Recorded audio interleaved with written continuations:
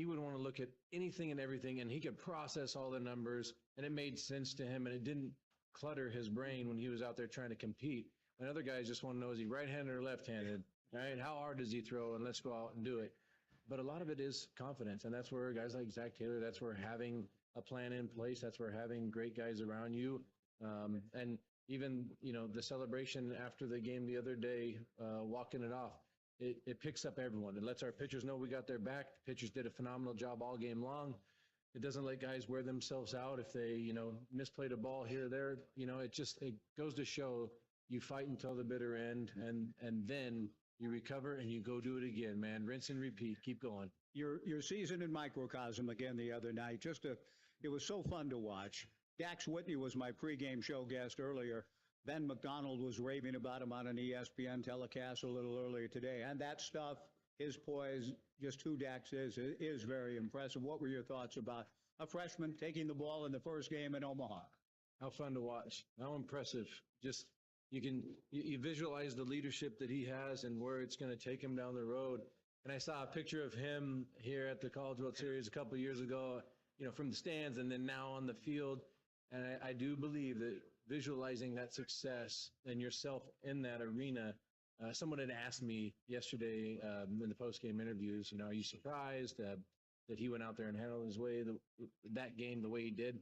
Well, no, because I always felt like every time he does his throwing program or his bullpens, he visualizes himself in the biggest moments. And so he's already, in my mind, been in this arena before. He's competed against the best teams in the country. He's overcome adversity. So he continues to take on challenges, and that makes him stronger. And he continues to be able to calm himself in big moments so he can go out and execute to the best of his ability. In the microcosm thing I talked about, a little adversity in the top of the ninth inning, and guys who have been such stalwart defenders maybe had moments that weren't their finest moments in the course of a long season. But then those two guys in particular win it for you in the bottom of the ninth, with Iva getting another hit and Gavin getting the game-winning hit. They just kind of shrugged off, okay, here we go, let's go win a ball game. Ain't no doubt about it. It's funny, I saw someone overlay the Mariners 95, with Griffey scoring, and it just brought a huge smile to my face, because it was ball down the left field line, big guy scoring from first, great base hit by a great hitter again, and it brought back a lot of memories, because that was the thing for me when I was growing up. Like, I had seen and visualized, and the fact that like something just like that happened again for the Northwest and for Beaver baseball and these guys, it's so incredible. And again, in my mind, there's never a doubt. You never let doubt creep into your brain. You train yourself to do that. You see positive things and they can come to fruition. So that's a pretty special spot when they can turn the page that quick from everything that happened in the last inning and go out and say, I'm going to keep it simple. I'm going to get a good pitch. I'm going to be ready. I'm going to drive it. Final thing, and that is Ethan Kleinschmidt. You talked about what Ryan Gibson says, their big donkey, great pitcher, but so is Ethan. What are your thoughts about what your expectations are, in a sense, what Ethan needs to do here today? I think he needs to go out and execute his game plan just like he's done all year. Seen that guy prepare for opponents and then go out there and execute it, come in. I mean, take a deep breath. Even if you do an interview with him, it's not like he's extra chatty or anything. He keeps the main thing. He goes about his business extremely humble. And so, not letting any moment get too big and not letting any moment be too small, just staying level-headed and executing pitches. He's going to have to mix. His fastball is a good fastball. It's got good ride, but he's going to need to use the changeup and the breaking ball as well from time to time and adjust as the game goes on, because, as we know, Coastal can do a lot of different things. They can run, they can bunt. Fortunately, we got a guy who knows how to field his position and knows how to execute pitches, so I like where we're at. Well, I like where we're at, too. It's Omaha, Nebraska, and the winner's side of the bracket, Mitch. It's always great to be with you here and anywhere, but particularly here over the years. Thanks for the time, as always. You said it, Mike. Go Beavs. Head coach Mitch Canham wrapping up Beaver game day. The first pitch to be delivered by Ethan Kleinschmidt is next against Coastal Carolina. Great to be back with you on the greatest show on dirt in Omaha and the Beaver Sports Network from Learfield. Pacific Power is proud to support Oregon State athletics by providing the safe, reliable energy that lights our campus, keeps our laptops charged, and powers opportunities every day. From the classroom to the weight room, from groundbreaking research labs to research stadium, Pacific Power is always there to help propel our students and our community forward. Pacific Power, powering your greatness. Let's go Beavs!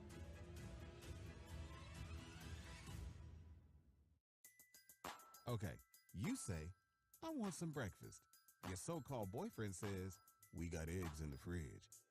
Obviously, when you say breakfast, you mean McDonald's. Definitely a side-eye situation. Forget that boring breakfast. Buy a breakfast sandwich at McDonald's, like a sausage McMuffin with egg, and get another one for just $1.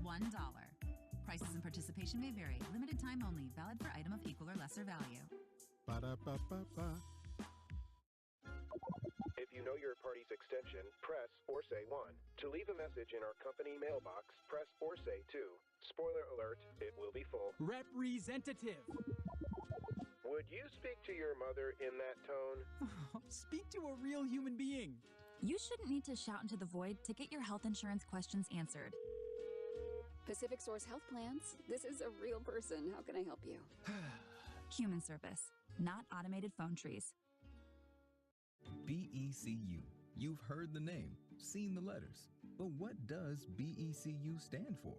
Simply put, not-for-profit BECU stands for people. For charting your own path. For choosing what's right for members instead of what's profitable for someone else. Because they are the reason our credit union exists. So we do everything in our power to help them reach their financial goals. BECU. Power in people. All Pacific Northwest residents are eligible to join. Federally insured by NCUA.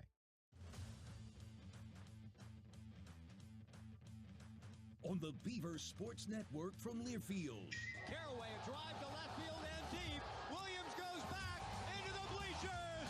A grand slam for Trent Caraway. Peterson, a drive to left. Back goes Chase Williams, back to the fence, and so long again. Eljo comes set. Nelly's 3-2 pitch taken. Strike 3 call.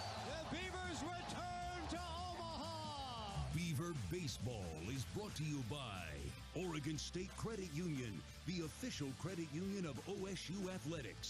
Safeway. Stop into Safeway, your exclusive grocery partner of Oregon State Athletics. The Barbers, where guys go for great cuts. And by Pacific Office Automation. Problem solved. PacificOffice.com. Play ball! From Omaha, Nebraska, this is the College World Series. Now let's get ready for the first pitch. Ethan Kleinschmidt loosening up, getting ready to face the Chanticleers' outstanding switch-hitting catcher, Caden Bodine. Before Caden steps in and we get this underway, let's pause now 10 seconds for our network stations to identify themselves. 10 seconds for station ID on the Beaver Sports Network from Learfield.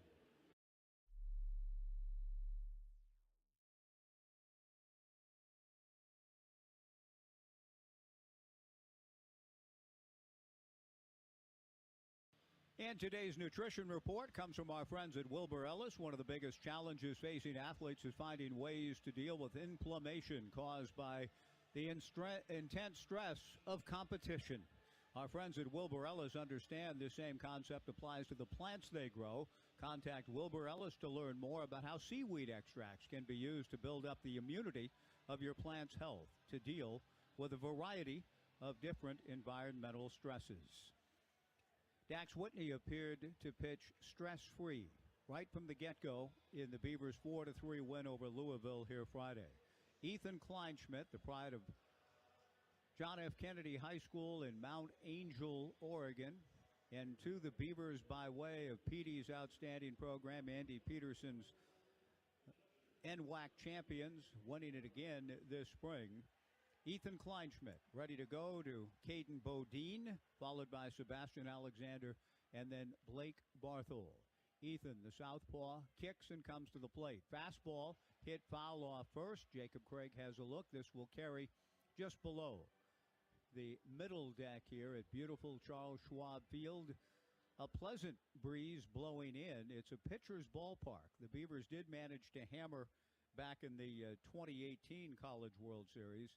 The Beavers had a little bit more power than what we saw thus far here in Omaha. The strike one pitch hit foul, or a check swing, pardon me, and the count 1-1. The first pitch, Bodine, the fifth catcher to bat leadoff in a College World Series game since 1974.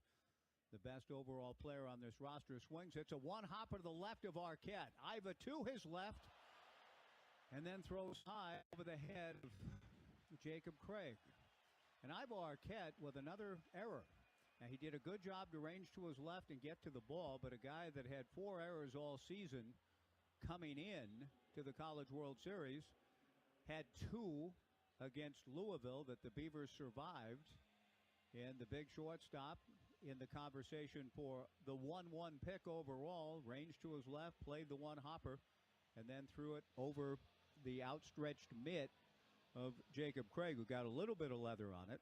But nevertheless, Caden Bodine aboard on a throwing error by Iva Arquette to open this winner's bracket game. A throw to first base, and back to the bag steps Bodine. Caden has run a little bit, but not successfully. 2 for 9 in stolen base ventures. Sebastian Alexander, 318, 10 homers, 54 runs batted in. The right-hand hitting left fielder fouls the first pitch into the stands to our right. A good catch by a fan. And the fan, we are grateful to say, after the rough start defensively by Iva Arquette, a tremendous catch by somebody with a Beaver jersey on and getting a loud ovation from the fans here at Charles Schwab Field. Perhaps it's an omen of better things to come between the lines. Strike one pitch and a balk called on Ethan Kleinschmidt. So this game is not off to the best of starts. An error and a balk, and for Kleinschmidt, his first balk of his Oregon State career. Sebastian Alexander, 6 sacrifice hits on the season. Coastal Carolina will bunt runners. They have 53 sac hits on the year. Just getting started, 90 degrees, slight breezes blowing in, 43% humidity. Alexander misses a bunt attempt in trying to get Caden Bodine moved over. The count goes to no balls and 2 strikes. An error and a balk. An inauspicious start for the Beavers, trying to beat the nation's hottest team, the Coastal Carolina Chanticleers. And strike 3 called on Caden Bodine for a delay, not getting into the box and being ready to hit as the pitch clock was winding down. An odd start here in Omaha, Nebraska. An error by Arquette. That is an oddity, even with Friday's game notwithstanding.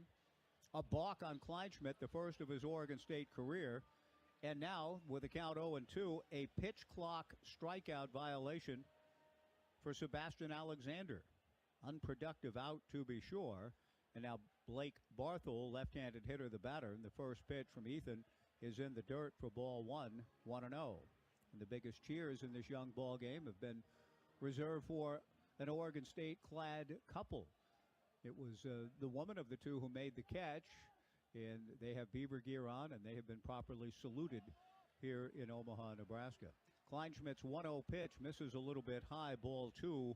2-0 to Blake Barthel, left-hand hitting junior, the only player to start and play in every game for the Chanticleers here in 25. Coastal Carolina's second appearance in Omaha.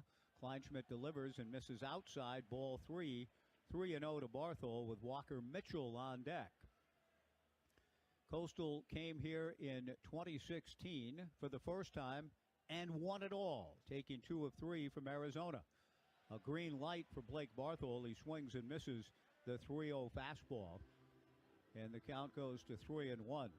The right-hand hitting to Walker Mitchell on deck. Left on left here, top of the first inning, an error and a balk. Caden Bodine at second base, 1 out. 3-1 pitch is high for ball 4. Ethan Kleinschmidt having to work his way through some first inning difficulties. Runners at first and second and 1 out. Walker Mitchell the batter. Walker at 280, 4 homers, 43 runs batted in. And Walker has been hit a nation-leading 31 times in 2025. And Coastal Carolina University, the Chanticleers, lead the country in getting hit by pitches. 2 on, 1 out, no score, top of the first. Kleinschmidt to the plate and misses down and in. Ball 1, 1-0 to Mitchell. Kleinschmidt and Wilson Weber, the Beavers battery, Jacob Craig at first, A.J. Singer at second, Iva Arquette at short, Trent Caraway at third, Gavin Turley in left, Cannon Reeder in center, Easton Talt in right. Kleinschmidt's 1-0 pitch, and that hits Walker Mitchell to load the bases. A little bit of everything here, and most of it not to the good for the Beavs in the top of the first. A throwing error by Arquette, a balk on Kleinschmidt, a walk by Kleinschmidt, a hit batter by Kleinschmidt, bases loaded, 1 out. Blagan Pado will be the hitter, right-hand hitting sophomore, and the Beavers call a meeting at the mound amongst themselves. It's Wilson Weber out to the hill and joined by Jacob Craig, A.J. Singer, Ivo Arquette, and Trent Caraway, with Ethan Kleinschmidt trying to settle in here now. And the start was rough. He delivered a pitch that should have resulted in an out. It would have been 1 out, nobody on. The ensuing hitter, Sebastian Alexander, struck out looking. But since a walk and a hit batter, Walker hit for the 32nd time this season. That loads him up for Blagan Pado. 277, 8 homers, 31 runs batted in.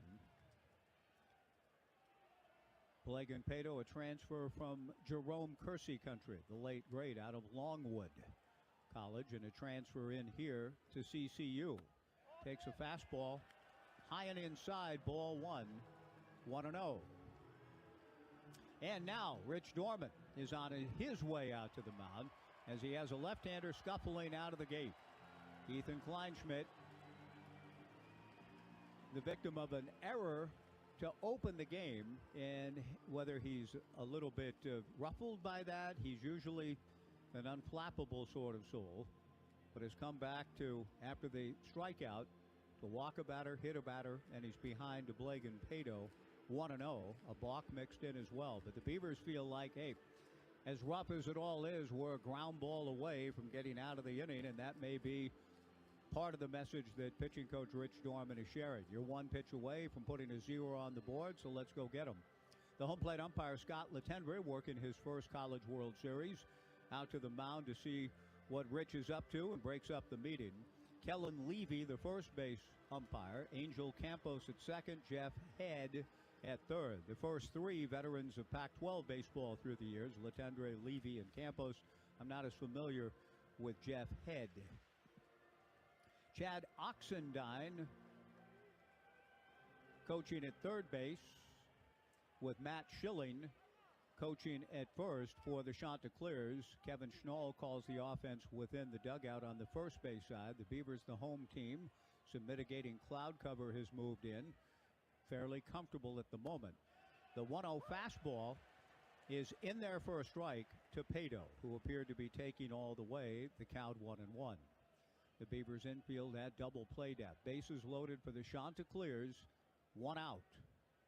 Ethan set, the 1-1 pitch. Fastball low, ball 2, 2-1. 335 down both lines at Charles Schwab Field. 375 to the alleys, 408 feet to straightaway center. The same dimensions for the ballpark on the hill, Rosenblatt. The pitch is pop foul back of the plate. This will carry into the stands, and a fan clad in green, mind you, drops the ball. And the ball trickles back down into the stands just below us as the count moves to 2 balls and 2 strikes to Blagan Pado. Colby Thorndike on deck. The Chanticleers with the bases loaded and 1 out. Singer and Arquette up the middle at double play depth. The 2-2 pitch misses high. Ball 3. 3-2. Gigantic pitch for Kleinschmidt here, who has not had good command in the top of the first. A walk, a balk, a hit batter, 3-2 on Blagan Pado. Ethan Reddy, the 3-2 pitch, hits Blagan Pado to drive in a run. No, it's a strike. The pitch is called a strike. Strike 3 called. Blagan Pado either leaned into the pitch or it hit the strike zone. 2 down. The home plate umpire, Scott Latendre, threw his arms up in the air to signify hit batter, then with his right arm signified strike 3.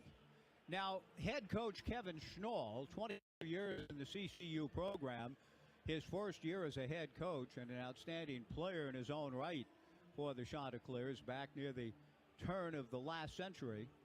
In his first year as head coach, bringing the team back to Omaha, succeeding the legendary Gary Gilmore, who helped build the program, asking for the umpires to get together.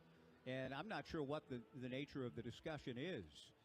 Whether a foul ball, is that what Kevin Schnall is asking for the umpiring crew to consider? Those of you, Robert Hirsch and others who are watching and listening, I'm taking a look at the pitch, and it was a dropped third strike. I didn't see contact with a hitter. And whether the home plate umpire is saying the ball hit the batter, here's the call now. Coastal Carolina is challenging the intentionally hit by pitch. The previous play will be under review. Okay, so Pado's been called out by home plate umpire Scott Latendre for intentionally getting hit by the 3-2 pitch. I'm a little nervous about the review coming here, folks, because now there was a slight downward movement of the front elbow by Pado, and if the call on the field is that he intentionally made that maneuver into the path of the ball, and that's what the home plate umpire called, if that's what he saw, I have a feeling it's going to be difficult to overturn. Nevertheless, I'm a little nervous about the review.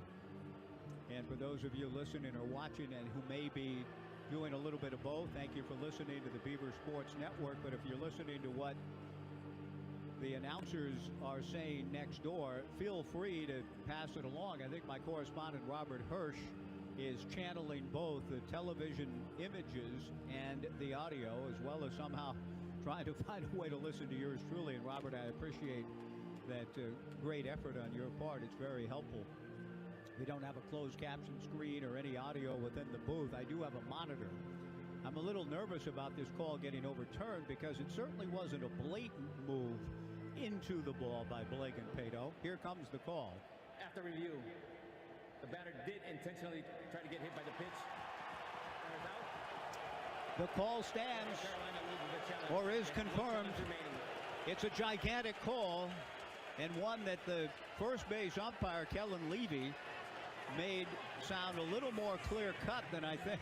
You know, I know that in his explanation, he can't say, well, folks, it was close, and some of you may think he did. I mean, you know, I've always wanted to live in a world where we'd get a little bit more amplification from our officials after replay. I know.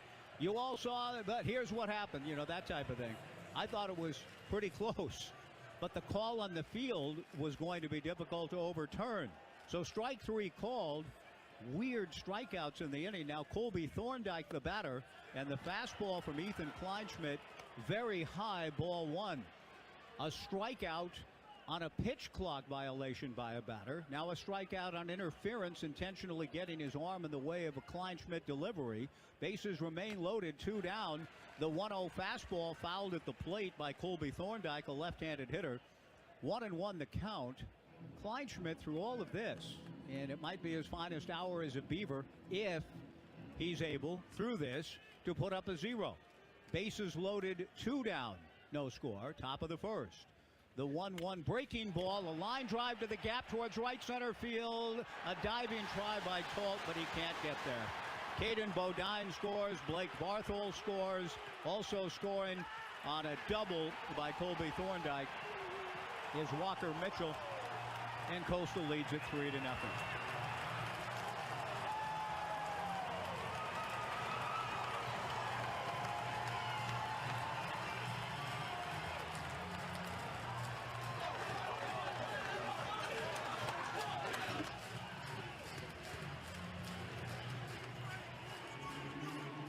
That'll bring to the plate Dean Mijos, the designated hitter. A guy that's 11-0 with an earned run average of 2.15 has been staked to a 3-0 lead, and the runs are all unearned. That's of little consolation to Ethan Kleinschmidt. The Beavers get a right-hander up in their bullpen, with Coastal with a chance to put a 4th run on the board in a disastrous start for the Beavers here in the winner's side bracket game. And it began with an error, and that eventually cost the Beavers. 2 unearned runs allowed Friday night, 3 unearned runs allowed here.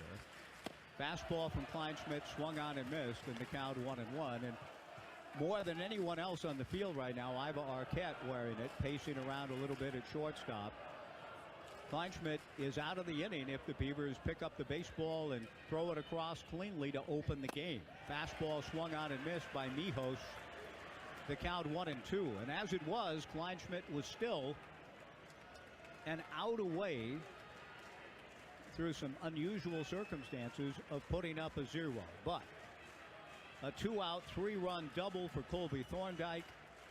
Thorndike's going to third. Fastball swung on and fouled back. Kleinschmidt kind of forgetting about the runner, not paying Thorndike any attention with the game at the plate. But it's fouled back by Dean Mijos, a right-handed hitter. 322, 2 homers, 18 runs batted in. 3-0 CCU out of the gate. The Beavers with a tough task ahead of them. Kleinschmidt from the stretch. Comes to the plate. Lifted foul off first, out of play. And the count remains 1 ball and 2 strikes.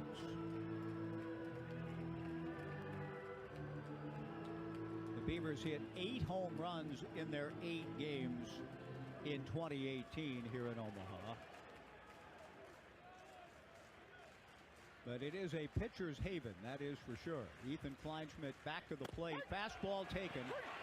Strike 3 called. The inning is over. The only conventional strikeout of the inning in a most unorthodox inning for the Bees. An error, a walk, a hit batter, a balk. And more than anything else, though, the clutch hitting of Colby Thorndike. Just when it appeared Coastal might miss a huge opportunity, Thorndike to the rescue with a 2-out, 3-run double. We go to the bottom of the first. 3 unearned runs on the board for the Chanticleers. Coastal Carolina 3, the Beavers coming up on the Beavers Sports Network from Learfield.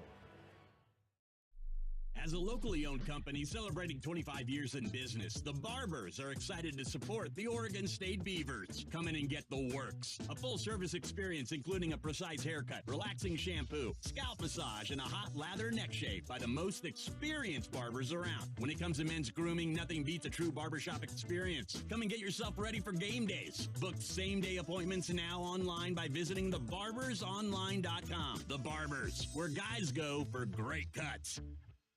Take your business to the next level in 2025 with the tools and services to make running your business smooth and easy. WaFd Bank is here to help make it happen with options like credit cards, term loans, lines of credit, and cash flow tools like FinSync, so you get paid in hours, not weeks. It's never been easier to get the funding and tools you need to grow your business and meet your goals. Take on the new year with the best bank. Visit wafdbank.com or your local branch and find out why they were awarded Best Bank by Newsweek 3 years in a row. Member FDIC, loans subject to credit approval.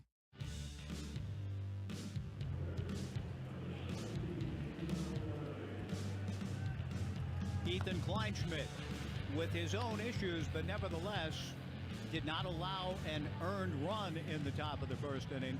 But the Chants, as they are known as for short, the Coastal Carolina Chanticleers, with a 3-run lead to hand to their best pitcher, a guy with ridiculously good numbers, going to the bottom of the first. Described, I think, with a certain degree of affection earlier today by hitting coach, assistant coach Ryan Gibson, when I asked him to break down Jacob Morrison for me. The first thing he said before he talked about fastball and command, all of those things, he said, well, he's a big donkey. That he is. Jacob Morrison, 6'8", 245 pounds, out of Flushing, Michigan. Brings to his College World Series debut a record of 11-0. An earned run average of 2.15, making his 17th start, 96 in the third innings, 68 hits, only 22 walks, 95 strikeouts, a batting average against of 195. Teams have hit 6 home runs against him. Now the Beavers in a hole early. We'll try to begin to dig out of it immediately with Ethan Kleinschmidt touched for 3. Trent Caraway, first ball swinging back in the leadoff spot. A shallow foul ball down the right field line, headed for the Arkansas triangle. And running for it, trying to make the grab over the shoulder and not up to the task, Colby Thorndike. in and out of his glove, but a long run for Thorndike. It was shades of Game 2 in 2018. But in this case, the first baseman Thorndike called and finally not able to make the snag. Caraway first ball swinging. 0-1 the count. 3-0 Coastal Carolina.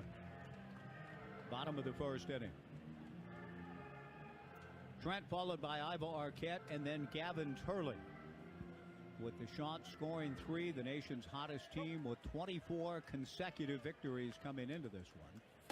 Fastball a little up from Big Jacob Morrison. 1-1 to Caraway, 269. 12 homers, 47 runs batted in. Morrison back to the plate. Caraway takes a strike. The count 1-2.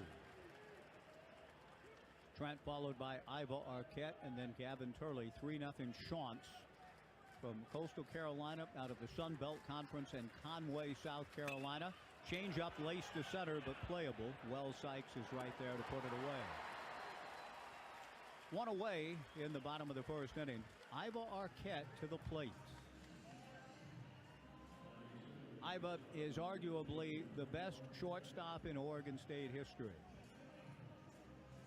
and is in the conversation for the 1-1 pick as delineated by Keith Law in a mock draft for one of the authorities in all of sports and coverage and in college baseball. Keith Law, the college baseball writer for The Athletic, has Iva this week as his 1-1. Iva swings. It's a fly ball to right and pretty deep. Pato on the run towards the corner, and the ball will slice foul near the 335 mark, out of play. No balls and 1 strike to Arquette. 359, 18 homers, 65 runs batted in. But Iva has not been himself defensively yet. He has committed 3 errors after committing just 4 all season long coming in to this 2025 College World Series. But he was able to shrug off what he did in the top of the 9th inning and get to what turned out to be a big blow in the Beavers' 4-3 walk-off win. A single with 1 out, and then came home on the Gavin Turley game-winning double. He pops 1 foul here. Coming back to get it is the catcher, Caden Bodine, and he makes the catch. Arquette fouls out. 2 down. Gavin Turley strides to the plate. Gavin, the game winner on Friday night, roping a double down the left field line. Mitch Canham appreciated the Beaver video team, social media team, somebody, he's not sure who, and I'm not sure either, but someone overlaid the Turley double to win it for the Beavers here with 30 years ago at the Kingdome, and Edgar's magical double to score Joey Cora and Ken Griffey Jr. to beat the Yankees and win in the bottom of the 11th. That unforgettable game, one of the greatest games in baseball in Pacific Northwest history. The pitch to Gavin Turley, the 1-0 offering from Morrison, misses low for ball 2. Now the circumstances were different. The Mariners turned a deficit into a 2-out game-winning 2-run double into victory when Ken Griffey Jr. came in. Turley loses his bat, swings and misses. The bat goes pinwheeling above the Beavers dugout and down into the stairwell into the dugout. The count 2-1 to Gavin. 2 down, nobody on. 3-0 in the bottom of the first in favor of the Chanticleers. But in terms of the images involved, and Junior scoring from first with a game winner, Arquette scored the game winner on the Turley double. And Turley channeling a little bit of the Edgar spirit, and Mitch was a 12-year-old in Lake Stevens saying he was watching it and jumped for joy when that happened in his young baseball life, and he was glad to see it in person with his own team 30 years later. Breaking ball strike to Gavin. 2-2 the count. 2 down, nobody on. Bright sunshine back out again after we had some mitigating clouds in the top of the inning. Turley checks his swing on a 2-2 fastball. Kellen Levy says no swing. The count goes to 3-2. 3 unearned runs in the top of the first inning for the Chanticleers. 2 down, nobody on for the Beavers in the bottom half. The good news is there's a lot of baseball to play. Turley swings and fouls it back, and the count remains 3 balls and 2 strikes to Gavin. Kleinschmidt was oh so close to getting out of that top of the first inning through all of the difficulties, but not quite. Another 3-2 pitch. Gavin rips it to left field. It'll get down for a base hit in front of Sebastian Alexander on one hop. And so a little bit of good news, even if the Beavers don't rise up with 2 down to score anything here. The contact. Carraway's fly ball to center. Arquette slicing drive to deep right. This base hit here by Turley suggests that even against the estimable Jacob Morrison, that the Beavs are seeing the ball well enough. Good contact. Gavin Turley held on at first by Colby Thorndike. 3-0 Chanticleers, bottom of the first. Wilson Weber takes down and away, ball 1. Morrison is a strike thrower in 96 and a third, just 22 walks, 95 strikeouts. Wilson at .332, 12 homers, 58 runs batted in. Gavin 4 for 5 and steals, is likely not going anywhere. Weber swings and doesn't get it. With the right-hander Morrison taking something off. 1-1 the count. Joey Wong coaching at third base. Brady Casper coaching at first. Big Jacob Morrison set, the 6'8" righty to the plate. A little cue ball off the end of the bat, fielded by Morrison to the right of the mound, underhands to first to retire the side. For the Beavers, no runs, a hit, 1 left. After 1, 3 unearned for the Chants. The Chanticleers 3, the Beavers nothing on the Beaver Sports Network from Learfield. Okay, you say, I want some breakfast. Your so-called boyfriend says, we got eggs in the fridge. Obviously, when you say breakfast, you mean McDonald's. Definitely a side-eye situation. Forget that boring breakfast. Buy a breakfast sandwich at McDonald's, like a sausage McMuffin with egg, and get another one for just $1. Prices and participation may vary. Limited time only. Valid for item of equal or lesser value. Ba-da-ba-ba-ba. At Builders First Source, we're proud to be the nation's largest supplier of home building materials with 14 locations in Oregon and Southwest Washington. Our team is driven to deliver for our customers and help solve today's toughest challenges. We offer expert advice as you shop our extensive selection of lumber, siding, windows and doors, roof trusses, decking, and more for your next project. You can count on Builders First Source to minimize your build times, maximize efficiency, and deliver what you need when you need it. Go to BLDR.com to find a location near you.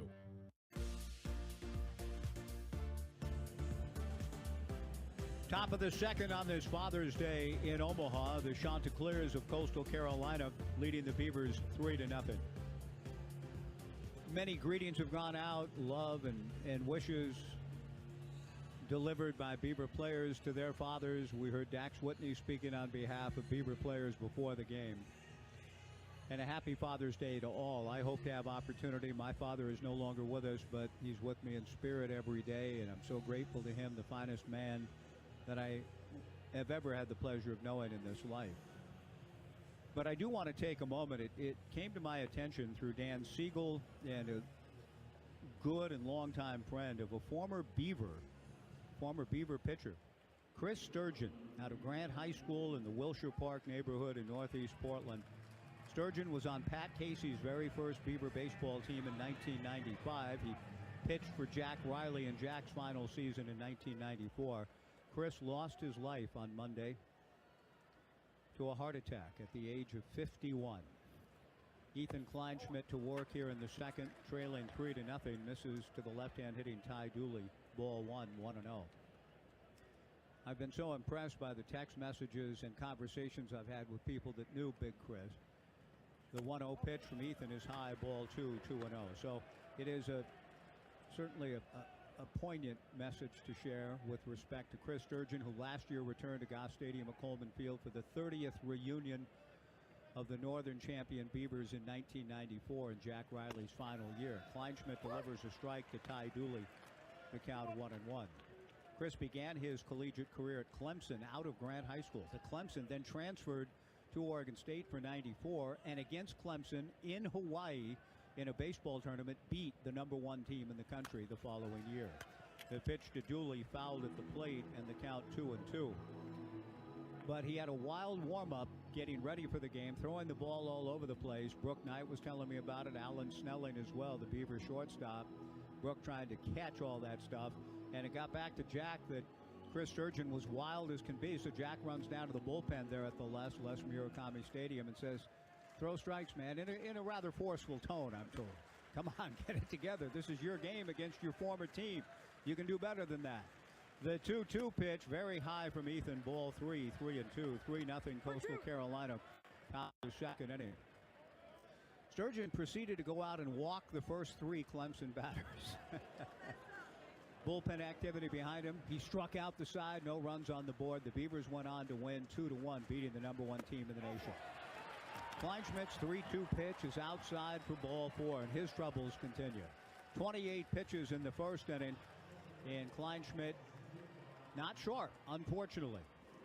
The outstanding left-hander who's had a brilliant campaign, coming in at 8-4, an ERA of 3.54, just 33 walks and 86 1/3, and 6 hit batters, has hit a batter, walked 2. He struck out the side, but a good job by the Chants. They've run his pitch count to 34 after 28 in the first inning. Wells Sykes the batter and gets a bunt down, charged by Caraway. Trent's throw to first is just in time for the sacrifice. Wells Sykes getting the 54th sacrifice hit of the season for the Chanticleers, moving Ty Dooley to second. 1 away, and the batter will be Caden Bodine, who opened the game. Switch hitting catcher, hitting a one-hopper up the middle. Ivo Arquette flashing his great range at 6'5", went to his left and appeared to have, for him, a routine play, and overthrew Jacob Craig for an error, and a 3-run inning was on, eventually resulting in 3 unearned runs for the Chanticleers. We're in the second, 3-0 CCU. Chris Sturgeon recovered from that shaky start, struck out the side. The Beavers went on to beat the #1 team in the country. The game ended on a double play ball. Alan Snelling, the shortstop, to Scott Harden, the second baseman. 6-4-3 ball game. The Beavers over top-ranked Clemson in Hawaii back in 1994, 31 years ago. And our condolences to Chris, his wife, and his daughter. I understand married with a daughter, and very sad news. Pat Casey said he was just a sweetheart of a guy and an honor to have on his first team at Oregon State. Kleinschmidt's 1-0 pitch misses high. Ball 2, 2-0. A leadoff walk to Ty Dooley, a sacrifice for Wells Sykes. 2-0 to Caden Bodine. Kleinschmidt to the plate. A line drive dropped by Arquette, but he's got the runner hung up between second and third. He tosses to Trent Caraway, who makes the tag on Ty Dooley. 2 down. The mixed bag of sorts continues for Arquette, but he made a very good play to recover from dropping the line drive. I don't think he would have been able to double up Ty Dooley at second, but he might have had he fielded the ball cleanly in the air. But once dropping it, instead of trying to fire a throw to first to get Bodine, he saw that he had Dooley hung up and gets him out 6-5. 2 down on the fielder's choice for Bodine. Sebastian Alexander, the batter, a throw to first, and Bodine steps back. 3-0 Chanticleers in the top of the second inning. Oregon State Credit Union, the official credit union of OSU Athletics. You can join right now. Visit OregonStateCU.com/join. Fastball misses high and away to Sebastian Alexander. 1-0 the count. Ethan's troublesome first inning led to activity behind him. There is no one throwing now. 2 down, a runner at first for the Chanticleers. A throw to first, and again Bodine back. And one of Chris Sturgeon's last Facebook posts, just to show you where his heart was this week, was being proud of and excited. A Facebook post on his Beavers going to Omaha. The 1-0 pitch hit foul by Sebastian Alexander into the deck to our right. That evens the count at 1 ball and 1 strike to Alexander, who struck out looking in the first. Actually struck out on a pitch clock violation on a 3-2 pitch in an odd first inning. Fastball taken for a strike, and the count 1-2. To wit, an error by Arquette. That's very odd. a balk on Kleinschmidt, his first as a Beaver. Kleinschmidt with a walk and a hit batter, then a pitch clock strikeout, a strikeout called on batter interference, intentionally get in front of a 3-2 pitch and called out on strikes. And now the 1-2 pitch, fastball just misses inside. The count 2-2. Kleinschmidt was taking a step or two towards the Beavers dugout on the third base side, but pitches on to the right-hand hitting Alexander with Caden Bodine at first. 2 down, 3-0 Coastal, top of the second. Fastball swung on and missed, strike 3 to retire the side.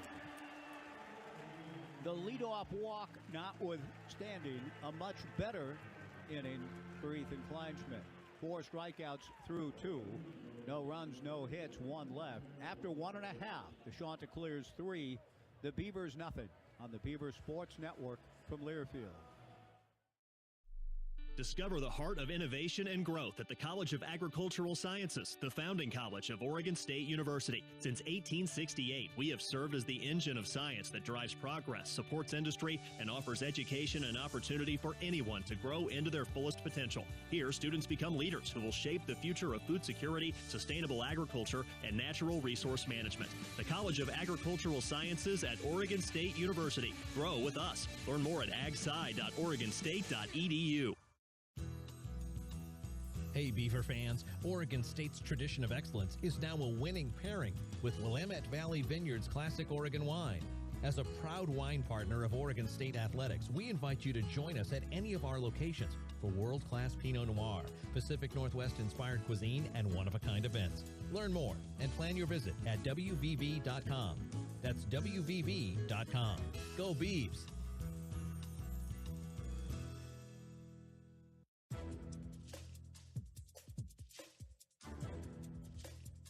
This copyrighted broadcast is an exclusive presentation of Learfield under the broadcasting rights granted by Oregon State University. Reuse of this presentation is prohibited without the expressed written consent of the university and Learfield. Announcers are provided by Learfield and approved by the university. Bottom of the second inning, 3-0 Coastal Carolina on this winner's side game in the 2025 Bracket 1 College World Series. The winner gets an opportunity to play here on Wednesday afternoon at 11 o'clock Pacific time. The loser of the ball game must needs deal with Louisville in an elimination game on Tuesday at 11 Pacific. The Beavers down 3-0. Big right-hander Jacob Morrison to the plate, and the first pitch from the 6'8 righty, a strike to A.J. Singer. A.J., Tice Peterson, and Jacob Craig in the bottom of the second. The 0-1 pitch taken a little bit high as called by Scott Latendre out of Grants Pass. Thank you, Jay Bird. Jay Reese informing me that Scott is a native of Grants Pass. I don't know where Roseburg Rick Harvey is today, but I know Eric Reisdorf and Romero Laura watching the game together back home. Thank you guys for all your great work. The pitch to Singer a little bit high, ball 2. 2-1, 3-0 CCU, Coastal Carolina. Second meeting ever between the two schools. Breaking ball high, ball 3, 3-1 to A.J. Singer. Tice Peterson, the on-deck hitter, with Jacob Craig to follow. 3 runs, a hit for CCU, no runs, a hit, and an error for the Beavs. The 3-1 pitch, Singer gets a rip and fouls it straight back. 3 balls and 2 strikes to count. Looking east towards the Bob Carey pedestrian bridge over the Missouri River, linking Nebraska and Iowa. The 3-2 fastball swung on and missed, strike 3, 1 away. Tice Peterson, the designated hitter, will come to the plate. Earlier today, on a jaunt that I was grateful to have, just to be upright and walking around at all is a blessing. But I walked across the Bob Carey pedestrian bridge from downtown Omaha across into Iowa and back. Dr. Ryan, I'm not pushing it too hard, only about 70 minutes worth. Tice Peterson takes a breaking ball strike from Morrison. The count 0-1, 3-0 CCU in the second. But en route, Cannon Reeder's dad, and then a sweet moment, Michael Gretler. The 0-1 pitch, breaking ball tap foul by Tice, and the count 0-2. And as we celebrate fathers today, as I stopped and hugged it out with the Beavers' national champion third baseman in 2018 here by himself. But a new papa, Michael Gretler and his wife Emily, the proud parents of a 4-month-old baby girl named Caden. So a happy Father's Day to Michael, a long way from home, but his first Father's Day as a dad with his wife Emily. Congratulations to Michael Gretler, Emily, and family. The pitch to Peterson outside, the count 1-2. Tice swings at the 1-2 pitch and strokes it into left field for a base hit, and the ball gets by Sebastian Alexander and rolls to the base of the fence in front of the Beavers bullpen. Probably 1+1 here, because I don't think Tice was thinking 2 out of the box. We'll wait on the official scoring, but Tice into second base, and we'll wait and see what the scorer says. The ball was ripped towards the corner, but I don't think Peterson would have tried to go to second. And we're still waiting. No errors flashed up on the board yet. But Tice Peterson is at second base. And a chance for the Beavers to get on the board with Jacob Craig, the hitter. 3-0 CCU. And it's going to apparently be a double all the way, at least at this point. Jacob Craig takes a strike. The count 0-1.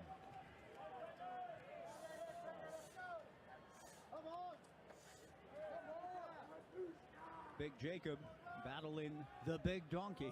The right-hander Jacob Morrison, 6'8", comes to Craig, who swings and fouls it at the plate. And now an error, and I think rightly so, has been put up on the board. It took the official score a while, and in his deliberations has come to the right decision.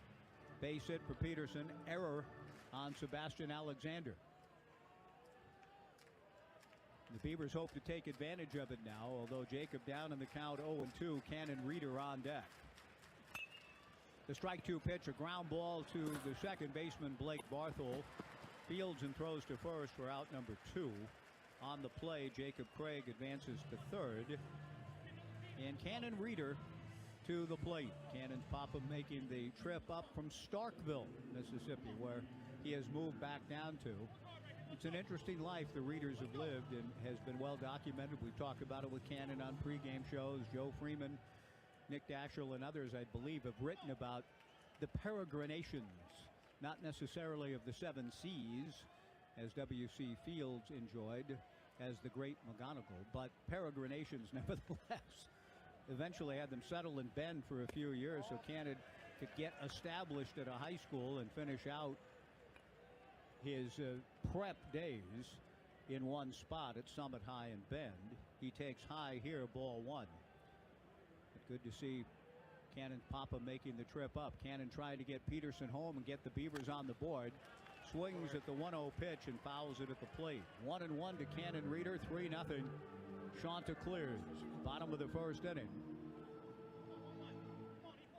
Cannon had a run batted in the Beavers' 4-3 victory over Louisville here on Friday. 3-0 CCU, but the Beavs are hopeful to take advantage of an error, maybe get an unearned run of their own here, down 3-0. Reeder checks a swing on a fastball, no swing, says first base umpire Kellen Levy. 2 balls and a strike. Win or lose, these clubs will play an afternoon game. The winner on Wednesday, a couple of days off. The loser of this ball game Tuesday afternoon, 11 a.m. Pacific time. The 2-1 pitch, fastball outside, ball 3, 3-1. Easton Tolt on deck. Beaver Nation beginning to stir a little bit. You can hear them cheering in the background. Tice Peterson at third with 2 down. The Beavers trying to get on the board. The 3-1 change. Swung on and missed. And the count goes full to 3-2.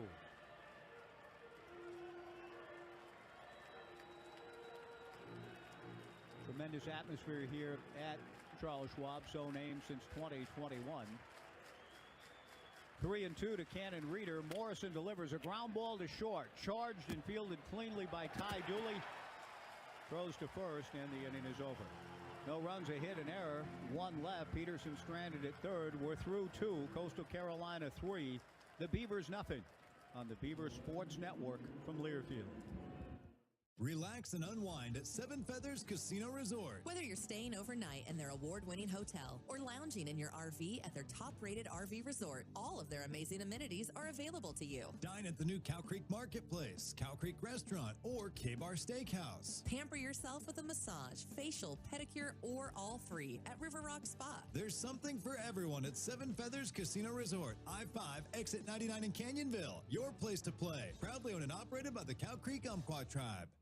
Hey there, Beaver fans. Holt Ag Solutions is proud to be your premier dealer for top tractor brands like Massey Ferguson, Fendt, and more right here in Oregon. With expert technicians and quality parts, we are here to support your operation from start to finish. Stop by any of our Oregon locations to see the latest models from Fendt, Massey Ferguson, and all your favorite ag brands at Holt Ag Solutions.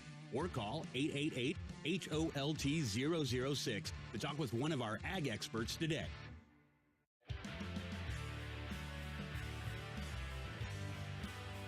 Top of the third inning, 3-0 Coastal Carolina. DeShawna clears with 3 unearned runs in the top of the first. Ethan Kleinschmidt has made 43 pitches through 2 innings. The left-hander getting ready to face Blake Barthol, Walker Mitchell, and Blagan Pado. Stop into any of your 39 neighborhood Dairy Mart stores and get what you really want. Fast. Real fast. And Beaver Baseball is brought to you by Pacific Office Automation. Local people respond. Local people make decisions. Local people make sure you're happy. Pacific Office Automation, problem solved. Laura Ramju, I hope you're listening back home in the Pacific Northwest. Mitch Canham is on television being interviewed at the moment by the ESPN reporter down in the dugout. We play on, even though the interview hasn't quite come to a conclusion. Ethan Kleinschmidt ready, and the first pitch from Kleine is a fastball in there for a strike to Barthol. 0-1 the count. Blake drew a walk in a adventuresome top of the first. The 0-1 pitch, good fastball, laid on it, swung on and missed by Barthol. 0-2 the count. Barthol, you can't help see his hometown without channeling your inner Billy Joel, right? He's from Allentown. The strike 2 pitch on the way in the dirt, and the count 1-2 from Allentown, Pennsylvania. His mom, a field hockey player at Eastern Kentucky. His dad played baseball at Eastern Kentucky. Good ball player. Starting this ball game, 12 homers, 52 runs batted in. Scored a run in the 3-run first. 1 ball and 2 strikes. Top of the third inning, 3-0 CCU. Kleinschmidt delivers and the fastball's up. Ball 2, 2-2.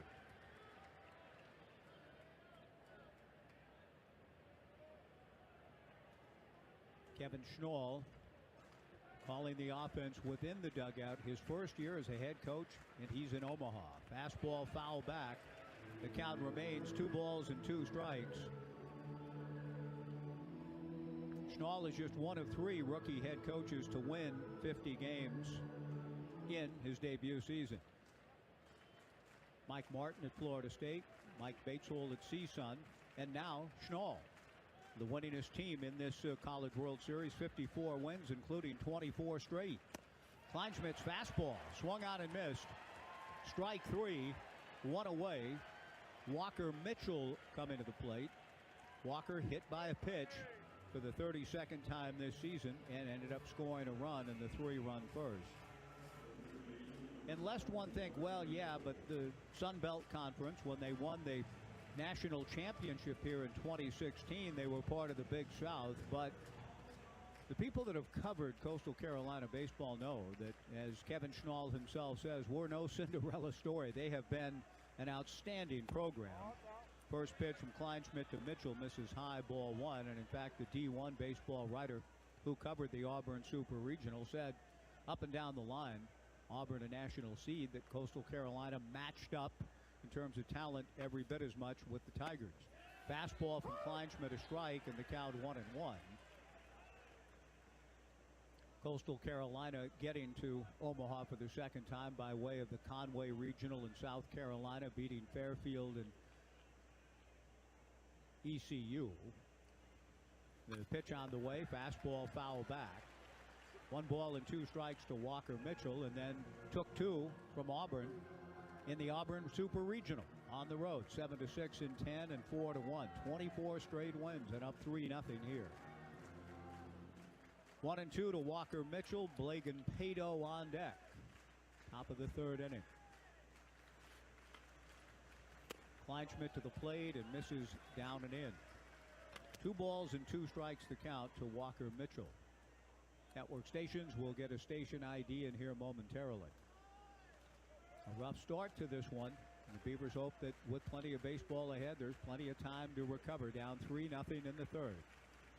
The 2-2 pitch hit sharply, fielded on a nice play by Trent Caraway, and throws cleanly across to Jacob Craig. 2 down. Nice job by Caraway. He's made 2 good plays, charging a ball, and that ball squared up, hit right at him for out number 2. And before Blagan Pato steps in, we want to pause and let our network stations identify themselves. 10-second break for station ID from Charles Schwab Field in Omaha on the Beaver Sports Network from Learfield.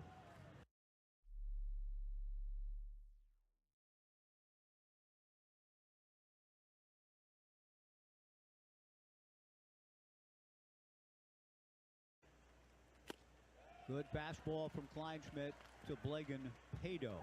Swung on and missed. 0-1 the count. Blagan appeared to be hit by a pitch to force in a run in the 1st inning. Was called out on strikes for intentionally putting his arm in the path of the pitch.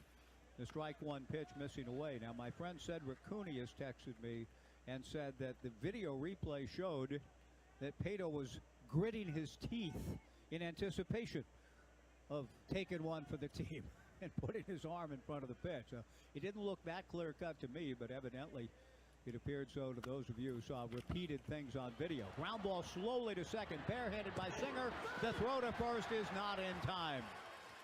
Singer was shifted over to his right, and then kind of a swinging bunt that cleared the mound. Now, the Beavers haven't shown an indication that they want to challenge the call, at least not yet. Boy, as I look down the left field line here, I think about a time the Beavers chose not to challenge in 2017. It still pains, but it did appear as though Pago, who's a good runner, beat it out fair and square, and he gets the infield single, and no challenge from Jacob Craig or the Beavers second baseman A.J. Singer. A 2-out scratch single for Blagan Pato. Colby Thorndike the batter. Thorndike swings, and it's a ground ball towards Singer. He shovels to Arquette at second for the force, and the inning is over. Thorndike had driven a 2-out, 3-run double to clear the bases in the 1st inning. All 3 runs unearned. Kleinschmidt has settled in somewhat, but as we go to the bottom of the 3rd, it's still the Chanticleers 3, the Beavers nothing on the Beavers Sports Network from Learfield.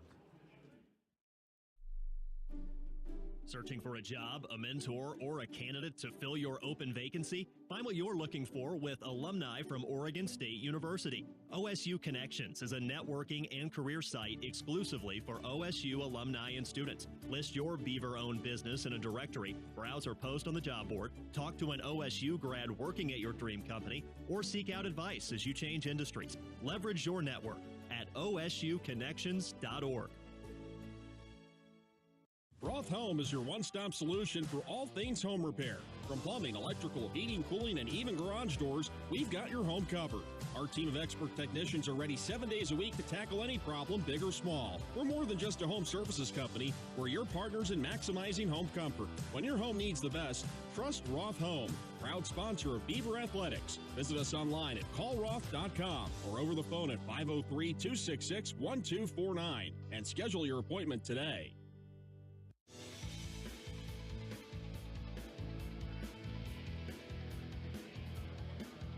3-0 Coastal Carolina as we move to the bottom of the 3rd inning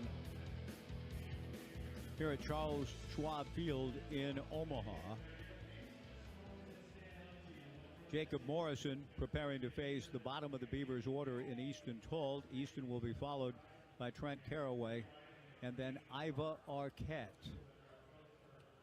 Coastal Carolina is no Cinderella, but they're still a newcomer, relatively speaking, to this whole D1 college baseball business. The program itself didn't begin until 1974. CCU operated as an NAIA club from 74 to 85, joined the Big South in 1986 under head coach Bobby Richardson. Yeah, that Bobby Richardson, still with us at 89 years of age. An outstanding all-star second baseman for the New York Yankees, who once had 12 hits in a World Series, and he caught the McCovey line drive, didn't he, Ron Callan? Game 7, Ralph Terry, 1962. The first pitch, Talt, missing from Jacob Morrison. The 1-0 fastball, low and in, ball 2, 2-0. Bobby ushered CCU into the world of D1, the head coach from 86 and 87, and then 85 and 86. But they were in the Big South from 86 to 93, operated as an independent from 94 to 97. Talt takes a strike in the count 2-1. Back to the Big South from 1998 to 2016, in their last year in that conference, won the national championship and have been part of the Sun Belt from 2017 on. The 2-1 pitch to Talt is ripped to right. Back goes Pato to the track, to the fence, so long! Easton Talt hits one out. The Beavers hit 8 in 2018. They have their first in 2025. A Talt solo homer. Now CCU 3 and the Beavers 1.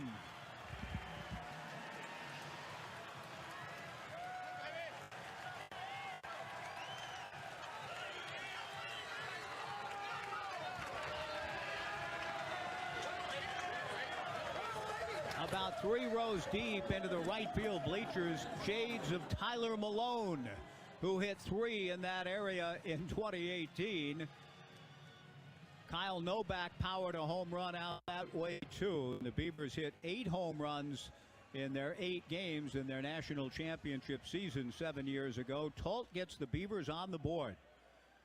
The Chanticleers 3, the Beavers 1. Easton's 8th homer of the year. Trent Caraway takes a breaking ball strike. The count 0-1. Again, an encouraging sign. The Beavers have been making decent enough contact, and Talt certainly did. This is a pitcher's haven, and Talt drives one into the right field bleachers. The strike one pitch off speed, and Caraway out in front taps it foul. 0-2 the count. Trent hit the ball pretty well, but to center field for an out in the bottom of the first inning. Talt had to drive that ball because the breezes we have, they're not strong, but they are blowing in from center and right center.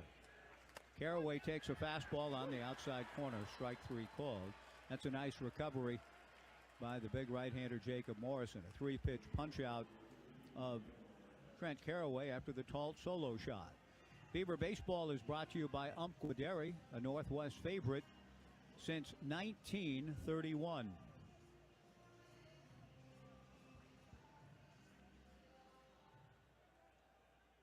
That brings to the plate Iva Arquette, who fouled out in the first inning. Morrison to the plate, breaking ball, strike. 0-1 the count. Iva, although he ended up fouling out, did hit a long foul down the right field line in the corner, about 335 feet. The Beavers have made reasonably good contact against big Jacob Morrison, an unbeaten pitcher. Arquette fouls one into the stands to the right and out of play, and he's quickly in arrears. No balls and 2 strikes with 1 out. Bottom of the third.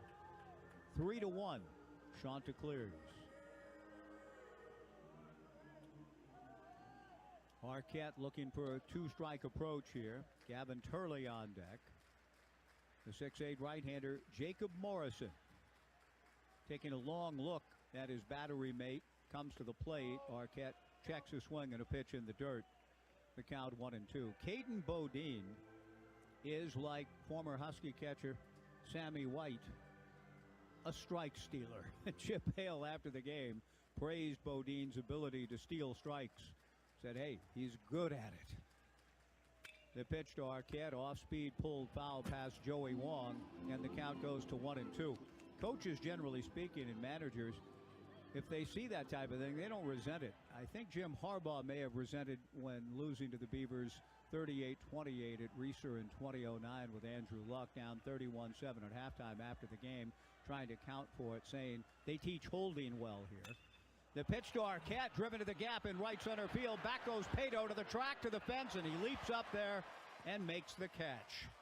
2 away, here in the bottom of the third. But again, good contact. just not as much carry and a right-handed hitter. Talt was able to turn on a pitch and backspin it a little bit more and get it into the seats. Here, not quite Danny Hayes' country. Danny hit his ball much harder back in 2013, but it's an out. 2 down, and Gavin Turley to the plate. Gavin a sharp single to left in the first inning. 3-1, Shanta clears.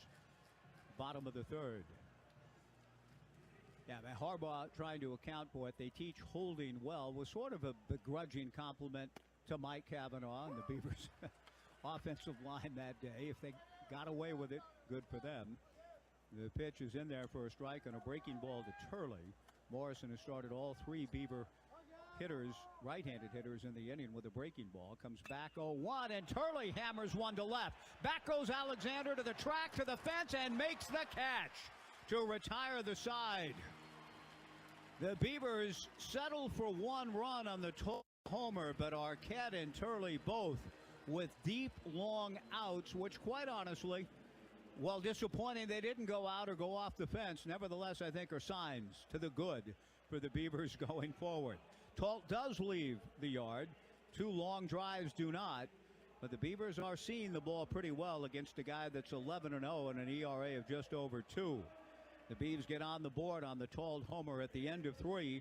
Coastal Carolina 3 and the Beavers 1 on the Beaver Sports Network from Learfield. Dear Truckin' Awesome, Toyota Tundra's got heart-pounding horsepower. Tacoma is one rugged ride, and the 4Runner is tough as nails. Truck yeah. Find yours at Toyota.com. Toyota, let's go places. Established in 1983 as a family-owned business, Wilson Equipment proudly stands as an authorized full-line dealer of Bobcat compact equipment, serving the communities of Medford, Eugene, and Salem. Stop by any Wilson Equipment location for rugged, reliable Bobcat machines that get the job done, including tough Bobcat mowers, easy-to-use mini excavators, classic skid steer loaders, and new compact wheel loaders. From sales, service, rental, and hauling, Wilson Equipment has all your bases covered. Visit www.wilsonequipment.net, where you're guaranteed a grand slam. Dear Truckin' Awesome, Toyota Tundra's got heart-pounding horsepower. Tacoma is one rugged ride, and the 4Runner is tough as nails. Truck yeah. Find yours at Toyota.com. Toyota, let's go places.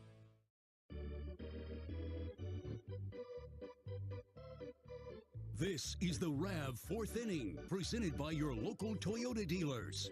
Now, back to the game. Through 3 innings at Charles Schwab Field in lower downtown Omaha, Nebraska, a winner's bracket game. The Beavers and Coastal Carolina. The Chanticleers, 3 runs, 2 hits, and 1 error. The Beavers 1 run, 3 hits, and 1 error. The Beavers with the only earned run in the game on the Easton Tall home run. We go to the 4th. Ethan Kleinschmidt labored through the first inning with 28 pitches, but has come back for a more economical 15 apiece in each of the last 2.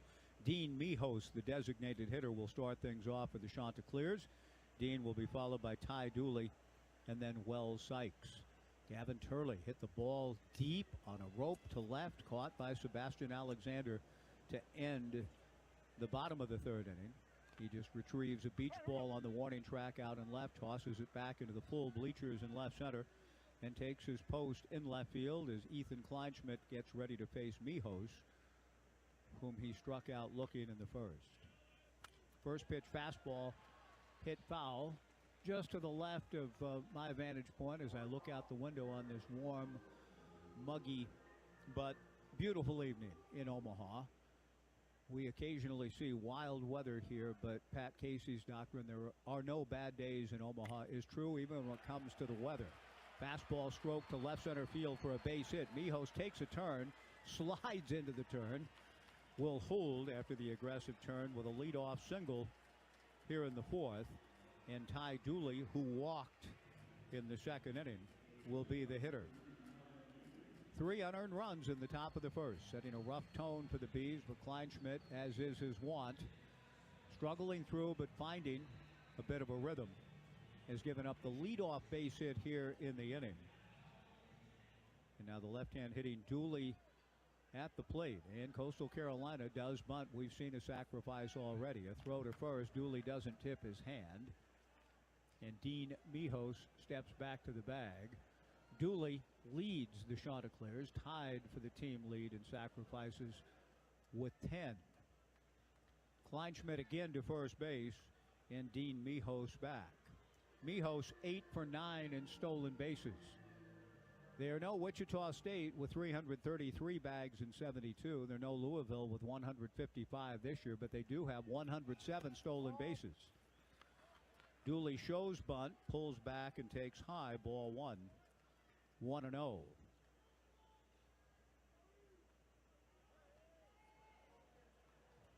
The outstanding photographer for Oregon State Athletics, Carl Masdam, up in the booth with yours truly, getting some great shots from the excellent vantage point that we have here. He's all over the field, working throughout the stands, down on the field, the photographers well in both dugouts, but he's chosen to shoot from the booth here. The 1-0 pitch missing high, ball 2, 2-0. And when I think of that play that Mitch Canham was praising and remembering fondly, Edgar's double, the shot that whatever photographer that was, it gets Ken Griffey Jr.'s head in the mob at home plate with a big smile on his face, is one of the great sports photographs in our shared Pacific Northwest history. The 2-0 pitch fouled at the plate on a bunt attempt by Dooley, and the count 2-1. And Carl does tremendous work. Whether he gets a shot like that or had one, I don't know. I haven't seen everything posted, but it was a beautiful image here on Friday night when Iva Arquette scored on the Gavin Turley game-winning double. 3-1 CCU in the fourth, a leadoff single for Dean Mijos. Again, a bunt shown, and Kleinschmidt misses. Ball 3, 3-1. Wells Sykes on deck. It's a heck of a note when a batter is trying to give himself up, and if the other team ends up walking that individual, that's a tough one to take. So Kleinschmidt trying to get back in the zone here, 3-1. The bunt is on, and it's bunted foul in the air, and Wilson Weber, a basket catch in foul territory towards his own on-deck circle. One away. That result on a 3-1 pitch is why some coaches managers are wont to take a bunt off 2-0, 3-1 when a hitter has a decisive pitch. And ball ensue on the 3-1 count. Well, Kevin Schnall left it on for Dooley, who fouls out on the bunt. One away, Sykes, who sacrificed in the second inning, stands in.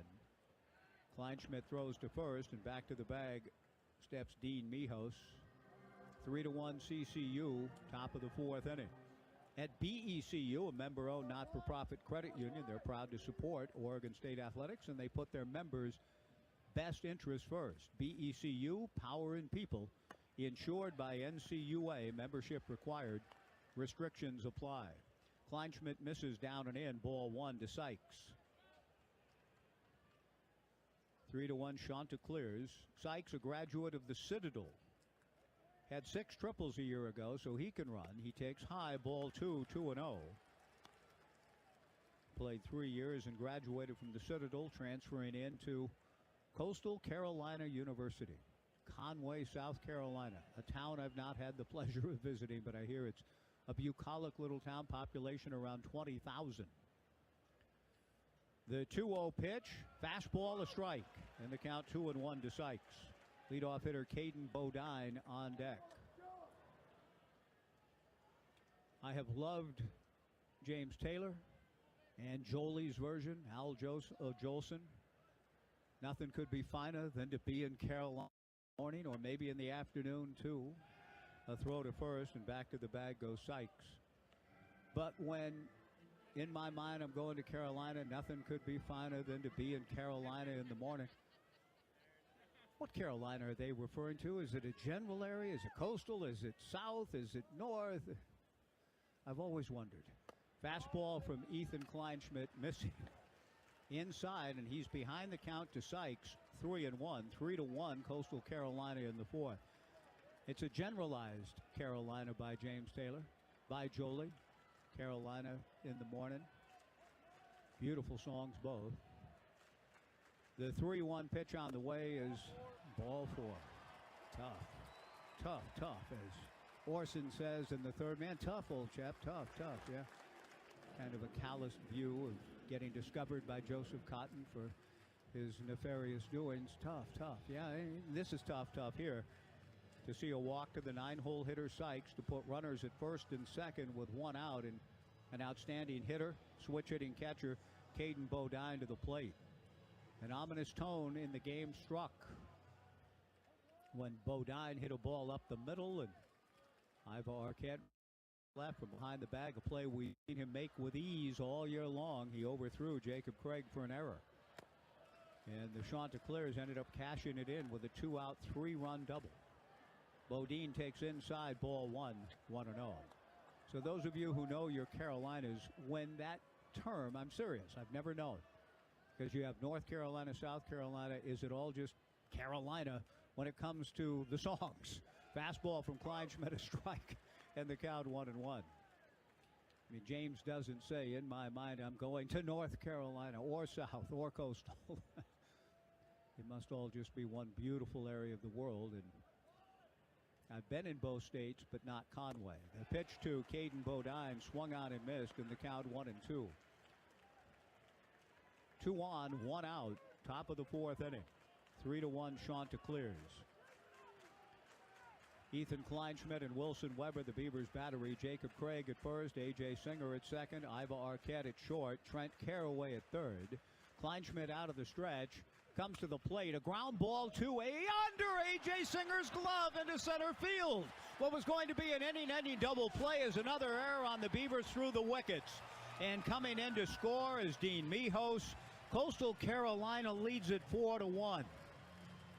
Just staggering, folks, as you know, because we've seen this Beaver defensive club excel all year long. The best fielding percentage in Oregon State history almost the entire season. And that was an inning-ending double play ball hit right at A.J. Singer. And it goes through the wickets. Miho scores. Wells Sykes to third. Caden Bodine aboard on the error. 4-1 Chanticleers. Sebastian Alexander, the batter, has struck out twice. Wow. First and third, one away. Kleinschmidt throws to first. Bodine steps back to the bag.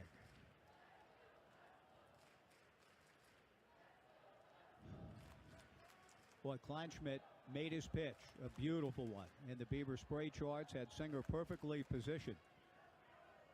Kleinschmidt snaps a throw to first. Back to the bag goes Bodine. And that's baseball. It's been an incredible run and ride for the Beavers, who have defended the yard spectacularly in 2025. But an inning-ending double play ball instead becomes a run-scoring play for the Chanticleers. The lead is back up to 3, and the threat continues here in the 4th. 4-1 CCU. Alexander takes down and away. 1 ball and no strikes the count. First and third and 1 out. Kleinschmidt again will try to minimize the damage. He's about to make his 77th pitch here in the 4th. He's had to make some extras as a result of some defensive issues. Fastball low, ball 2, 2-0.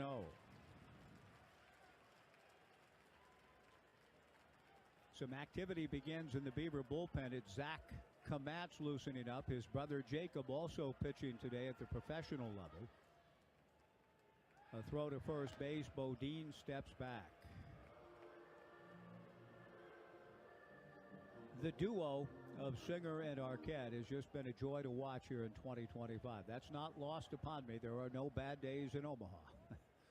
But we have seen some unusual things. Or as the gospel writer said, 2,000 years, we have seen strange things today. A phrase that is certainly true of what we've seen from the Beavers up the middle, with our errors on both Arquette and Singer, who were near errorless throughout the campaign. Pitch hit foul. Now the 2-2 offering, swung on and missed. Strike 3. The ball gets away from Wilson Weber. Down the line to score is Wells Sykes on a strikeout. And it's now 5-1 Coastal Carolina.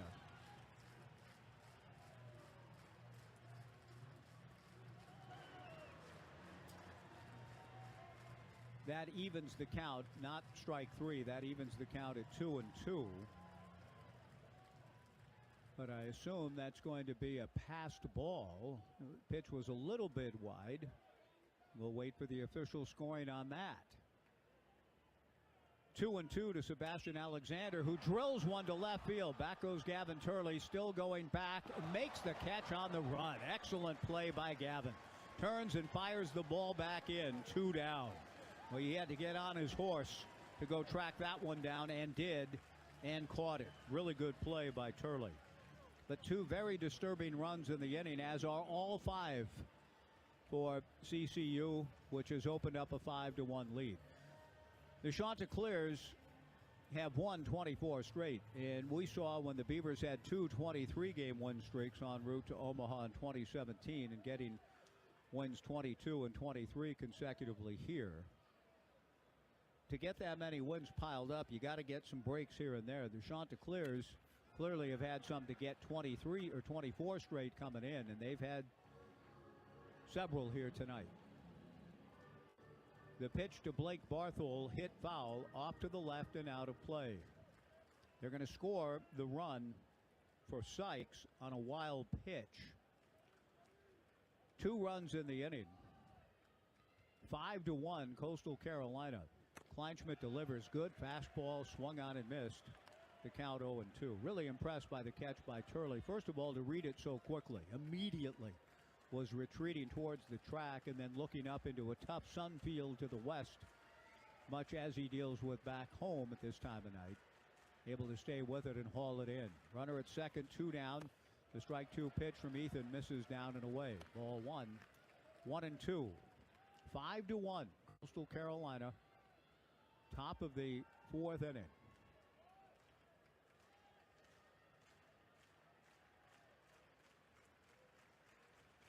The pitch on the way just outside. The count even, 2 balls and 2 strikes. None of the runs earned for Coastal. So indeed, tough, as Orson said. It's true. Very tough inning again. 5 unearned runs in the game for Coastal Carolina. They're looking for a run here with 2 balls, 2 strikes, and 2 outs. Fastball swung on and missed by Barthol for strike 3 to retire the side. But momentum swings back to CCU. Some rare defensive missteps for the Beavers tonight. 5 unearned runs against Kleinschmidt through his 4-inning stint. We go to the bottom of the 4th. Michael Gretler up on the big screen. National champion being interviewed here. Gretler, whom I mentioned earlier, a papa. 4.5 months, he and Emily blessed. Emily said, go, man, go. Back to Omaha. He's being interviewed up on the big screen. Let's hope there's some inspiration therein as we go to the bottom of the 4th. The Chanticleers 5, the Beavers 1 on the Beaver Sports Network from Learfield. Weyerhaeuser has operated in Oregon since 1902 and is proud to support local organizations and invest in the future of our communities. This is our home, where hundreds of our employees live, work, and raise families. And we're excited to support Beaver Athletics and our many Oregon State alumni making a difference across the state, in our forest, in our mills, and in our communities. Learn more at WY.com. Go Beavs! At the stadium or home, keep your cocktails local with Crater Lake Spirits, because great booze, happy people isn't just our motto, it's our personal guarantee. With every bottle of Crater Lake, you're getting Oregon pride distilled. Our spirits are a toast to tradition and a nod to innovation. Every sip is a celebration of the good times, the great outdoors, and the unbeatable spirit of the Pacific Northwest. Join us in raising a glass to victories, big and small. With Crater Lake Spirits proudly sponsoring Oregon State Athletics, we're here to make every game day unforgettable.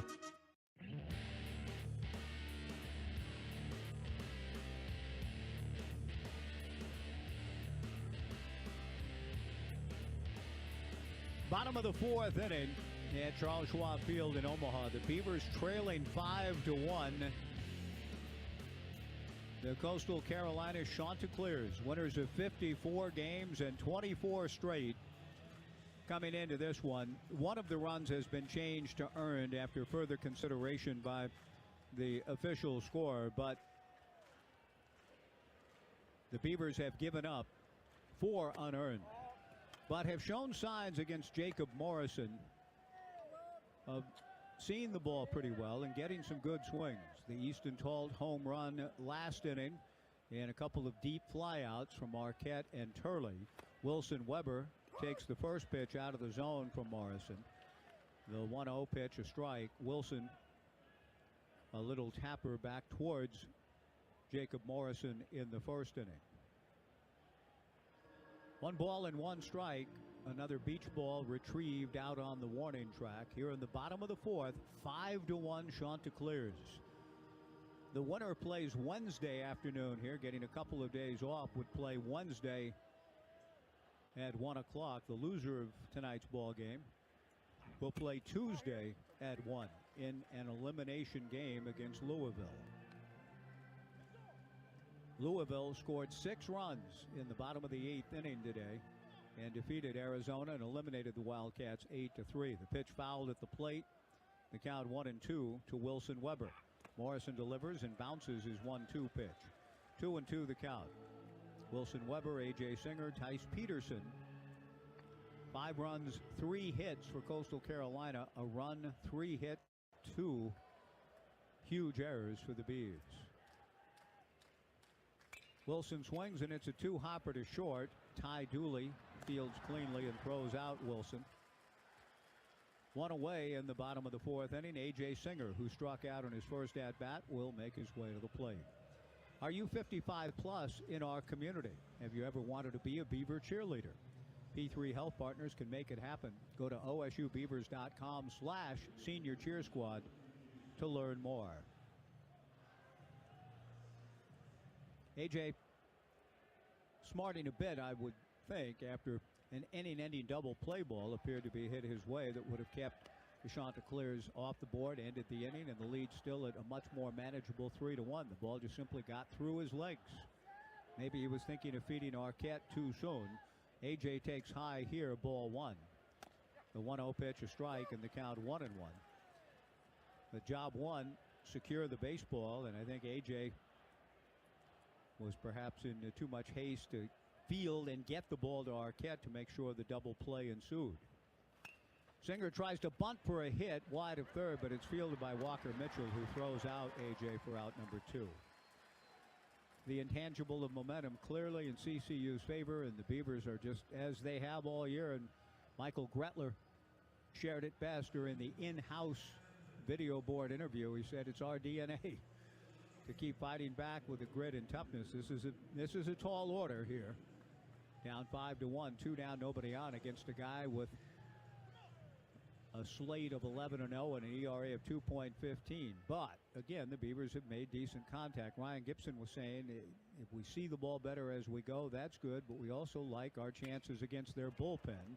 Peterson, a fly ball to left and playable. Sebastian Alexandro over a few steps to put it away. The Beavers have their quietest inning yet, and we are through 4. Coastal Carolina 5 and the Beavers 1 on the Beaver Sports Network from Learfield. Mitch Cannon teaches his team the values of hard work, dedication, and swinging for the fences. That's the same philosophy at Umpqua Dairy. For over 90 years, they've produced award-winning ice cream. Just like the Beavers baseball team, Umpqua Dairy has picked up its fair share of national championships through the years. Check out their flavor of the month at umpquadairy.com and find their Oregon-made ice cream at your favorite grocery store. Umpqua Dairy and OSU baseball, a home run combination. BECU. You've heard the name, seen the letters. But what does BECU stand for? Simply put, not-for-profit BECU stands for people. For charting your own path. For choosing what's right for members instead of what's profitable for someone else. Because they are the reason our credit union exists. So we do everything in our power to help them reach their financial goals. BECU. Power in people. All Pacific Northwest residents are eligible to join. Federally insured by NCUA.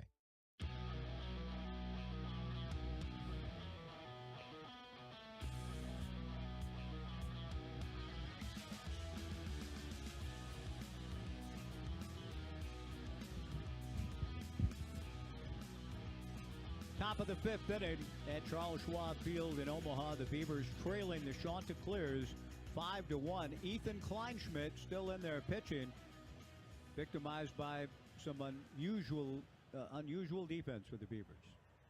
They've been so good that I know it's certainly the anomaly in this 2025 campaign. They've committed 2 errors leading to 4 unearned runs. Ethan Kleinschmidt has made 85 pitches, and he has Zach Kamatz loosening up behind him as the 5th inning begins.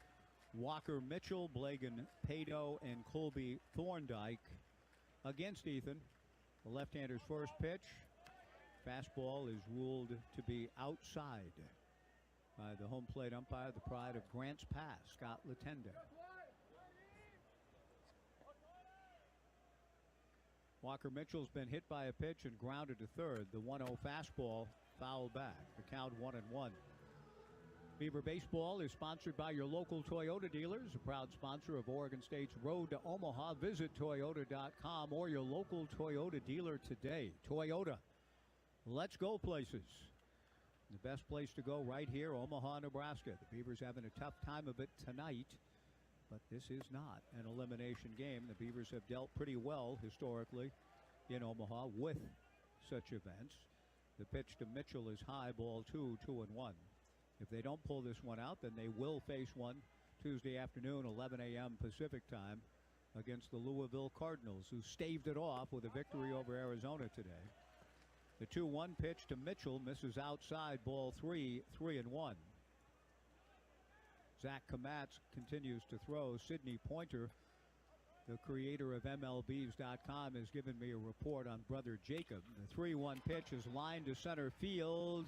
Laying out and making a great catch is Cannon Reeder, 1 away. The Beaver outfielders in each of the last 2 innings have made tremendous grabs. Gavin Turley retreating and Cannon Reeder racing in, laying out and catching the line drive, just avoiding a trap, and it's a clear line drive out. Coastal Carolina would not be of a mind to challenge it. The replay up on the big video board clearly indicating that Reeder made the tremendous catch. Good thing, too, because if the ball gets by, we would have seen Walker Mitchell run for a while. First pitch fastball to Blagan Pato, actually an off-speed delivery that Pato thought was a fast one, and he swings through it. 0-1 the count. Pato has struck out looking and had an infield single. Bob Keith seems to think, and has texted me, Pato fouls one back in the count 0-2, that on that infield single that A.J. Singer's throw to first beat Pato. Bob, you may be alone, unless the video replays clearly indicated that he was out, but Bob Keith text, Singer's throw beat the runner, period, dot. Okay, well, I thought he was safe from the naked eye up here, but I never saw it on video replay, and the Beavers didn't ask for a review. But thank you anyway, Bob. I always appreciate your opinion. The strike 2 pitch misses high. 1-2 the count. 1 out, nobody on, top of the 5th. 5-1, Coastal Carolina. Kleinschmidt delivers a little bit high, ball 2, 2-2 with a breaking ball. The zone has been fairly tight from Scott Latendra, and Beaver Nation seems to agree with that statement. A chorus of boos for Latendra here. 2 balls, 2 strikes, 1 out. Beaver Nation has been a little grumpy from the get-go and down 5-1 in the 5th. Fastball popped up, foul off first. Jacob Craig watches it sail about 7 rows deep behind the Chanticleers dugout. It remains 2-2 on this Father's Day 2025. I lost my dad in September of 2014. Think of him every day and grateful to say that the finest man I ever knew. And the 2-2 pitch is high, ball 3. He landed at Normandy on Omaha Beach. Omaha Beach, by the way, named by General Omar Bradley for one of his leaders in his division because he was from Omaha, and that's how the beach got named. The 3-2 pitch taken, strike 3 called. Good breaking ball, bending back over the outside edge. Pato strikes out, 2 down. Colby Thorndike, the batter. Thorndike with a swing of the game, a bases clearing 2 out, 3-run double in the 2nd. Bounced into a force play in the 3rd. From Normandy at Omaha Beach, ended up being attached to Patton's Third Army and was awarded a Bronze Star for his bravery in the Battle of the Bulge in Bastogne. My dad was not one to talk a lot about these things. In his later years, I was able to draw him out a little more, and he was a little more willing to talk, but a harrowing experience, and he was a hero, as were so many in that battle. But from Normandy to the Battle of the Bulge. Thank you, Daddy. And he was also not a guy who grew up not far from here, Sioux City, Iowa. Ended school at the end of 6th grade to go to work during the Depression. The 1-1 pitch on the way, fastball swung on and missed, and the count 1-2. He's not a sports fan at all, but when yours truly evinced an interest at the age of 7 discovering baseball on the radio, the next thing I knew, a couple of days later, he comes home with baseball gloves, one of them a 3-fingered glove that I still have, and he didn't really know how to play catch, nor did I, but we started doing it. My dad supported his son's love for baseball, bought me a radio to listen to in my room, took me to ball games, Dodger Stadium, the Forum, the Coliseum. He gave me a great life. Happy Father's Day. The 2-2 pitch on the way, fastball just outside, ball 3, 3-2. 2 down, nobody on, top of the 5th inning, 5-1 Coastal Carolina. Ivar Arquette playing nearly behind the bag at second for the left-hand hitting Thorndike. Kleinschmidt is probably in his final inning of work. He's over the 100 pitch count. He's 3-2 on Thorndike, looking for his first clean inning, but he hits Thorndike. A 2-out hit batsman, which will bring the right-hand hitting Dean Mijos to the plate. It's part of Coastal Carolina's approach, and we'll see what Rich Dorman, the pitching coach, wants to do. Mijos has struck out looking and singled sharply to center. Thorndike 7 for 7 in stolen bases, and I think this is the end of the line for Kleinschmidt, who has just made his 103rd pitch. For 2 reasons: a right-handed hitter up. It could indeed be a matchup on one level, righty against right, but also 103 pitches in the warmth and humidity of Charles Schwab Field in Omaha. And Rich out to talk to Ethan, who does have 2 outs in the inning. Beavers trail 5-1, and Coach Dorman is going to make a call to the bullpen and bring in Zach Kamatz. We'll give you Brother Jacob's numbers via Sidney Pointer when we return. The call to the bullpen presented by Wilson Equipment. Stop by any Wilson Equipment location for rugged, reliable Bobcat machines that get the job done. Coastal Carolina 5, the Beavers 1, top of the 5th. Zach Kamatz in for Ethan Kleinschmidt. 4 unearned runs on Ethan's slate tonight. It was not his best stuff, but he will get a well-deserved round of applause again from Beaver Nation as he heads toward the dugout on the third base side. A pitching change in Omaha, 5-1 CCU. Back after this on the Beaver Sports Network from Learfield. Dear Truckin' Awesome, Toyota Tundra's got heart-pounding horsepower. Tacoma is one rugged ride, and the 4Runner is tough as nails. Truck yeah. Find yours at Toyota.com. Toyota, let's go places. Established in 1983 as a family-owned business, Wilson Equipment proudly stands as an authorized full-line dealer of Bobcat compact equipment, serving the communities of Medford, Eugene, and Salem. Stop by any Wilson Equipment location for rugged, reliable Bobcat machines that get the job done, including tough Bobcat mowers, easy-to-use mini excavators, classic skid steer loaders, and new compact wheel loaders. From sales, service, rental, and hauling, Wilson Equipment has all your bases covered. Visit www.wilsonequipment.net, where you're guaranteed a grand slam. Dear Truckin' Awesome, Toyota Tundra's got heart-pounding horsepower. Tacoma is one rugged ride, and the 4Runner is tough as nails. Truck yeah. Find yours at Toyota.com. Toyota, let's go places.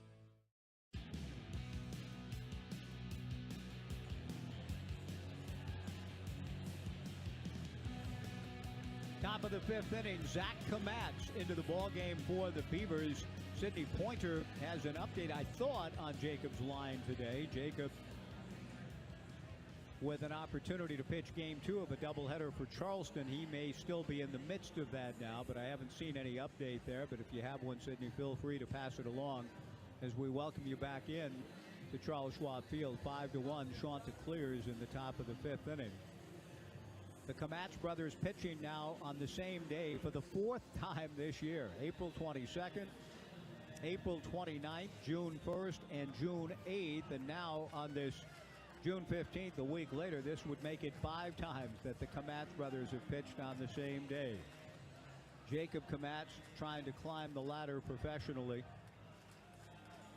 And Zach Kamatz hoping to continue his strong freshman season with the Beavers. And looking for the 3rd out here in the top of the 5th. The Beavers trailing 5-1. Colby Thorndike hit by a pitch, held on by Jacob Craig. Kamatz delivers a fastball inside to Dean Mijos, who against Kleinschmidt struck out and singled to center. Chanticleers 3 unearned runs in the 1st, 2 runs, 1 of them unearned in the 4th. Zach's 1-0 pitch misses, ball 2, a throw down to first. Back to the bag goes Colby Thorndike. If I slip in and ever call him Roger Thorndike, you'll understand, those of you that love one of the great films ever, North by Northwest, and Cary Grant as Roger Thorndike. Colby Thorndike gets his lead. The pitch to Mijos, stroke to deep left center field. Back goes Gavin Turley. This will carry off the middle of the fence. Turley plays the ball off the fence. Rounding third on his way to the plate is Thorndike. He scores with a head first slide on the double by Mijos, and Coastal Carolina leads it 6-1.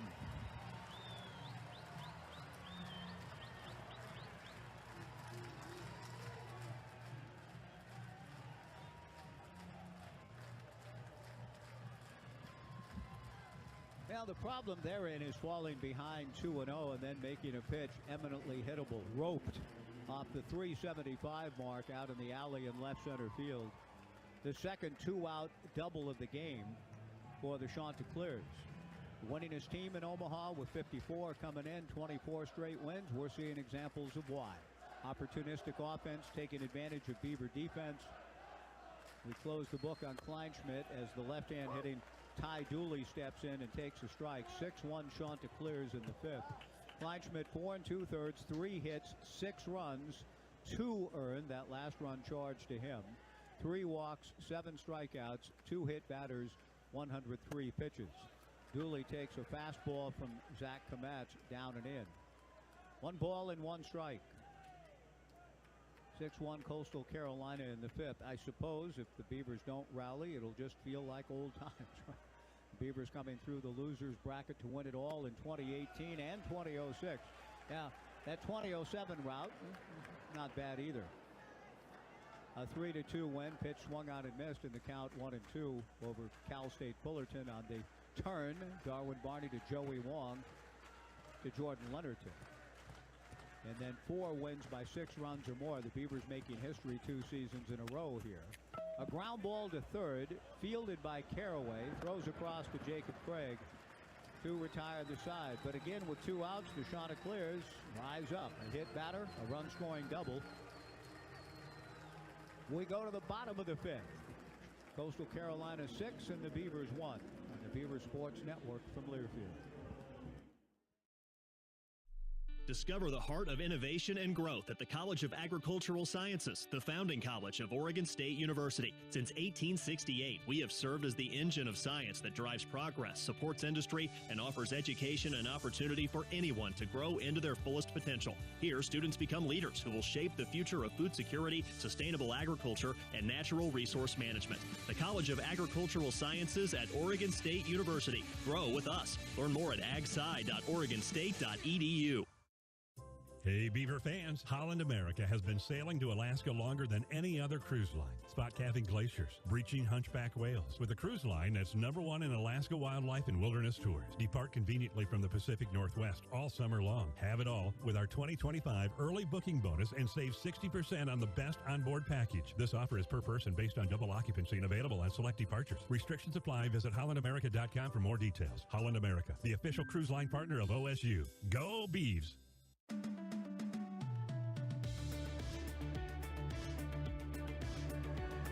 Bottom of the fifth inning, 6-1, Coastal Carolina.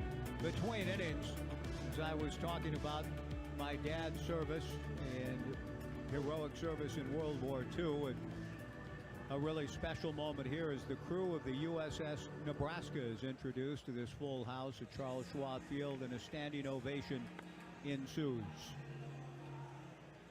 Beaver Nation is hopeful that they will have something to stand up and cheer about. The only moment really in the ball game along those lines, Easton Talt solo home run in the third. The Chanticleers have only out-hit the Beavers 4-3, but they are comfortably in front 6-1. With Jacob Craig, Cannon Reeder, and Easton Talt coming up against Jacob Morrison, who if he gets through this inning with the lead and it holds, would go to 12-0 on the year. Jacob first ball swinging and a pretty good rip, fouls it straight back. 0-1 the count. Craig grounded out to second in his first at bat. The pitching coach for the Chanticleers is Matt Williams in his first year. Not that Matt Williams. The pitch to Craig, grounded to short, charged by Dooley. He fields cleanly and throws out Jacob, one away, and Cannon Reeder to the plate. Reeder also grounded to Dooley in the second inning.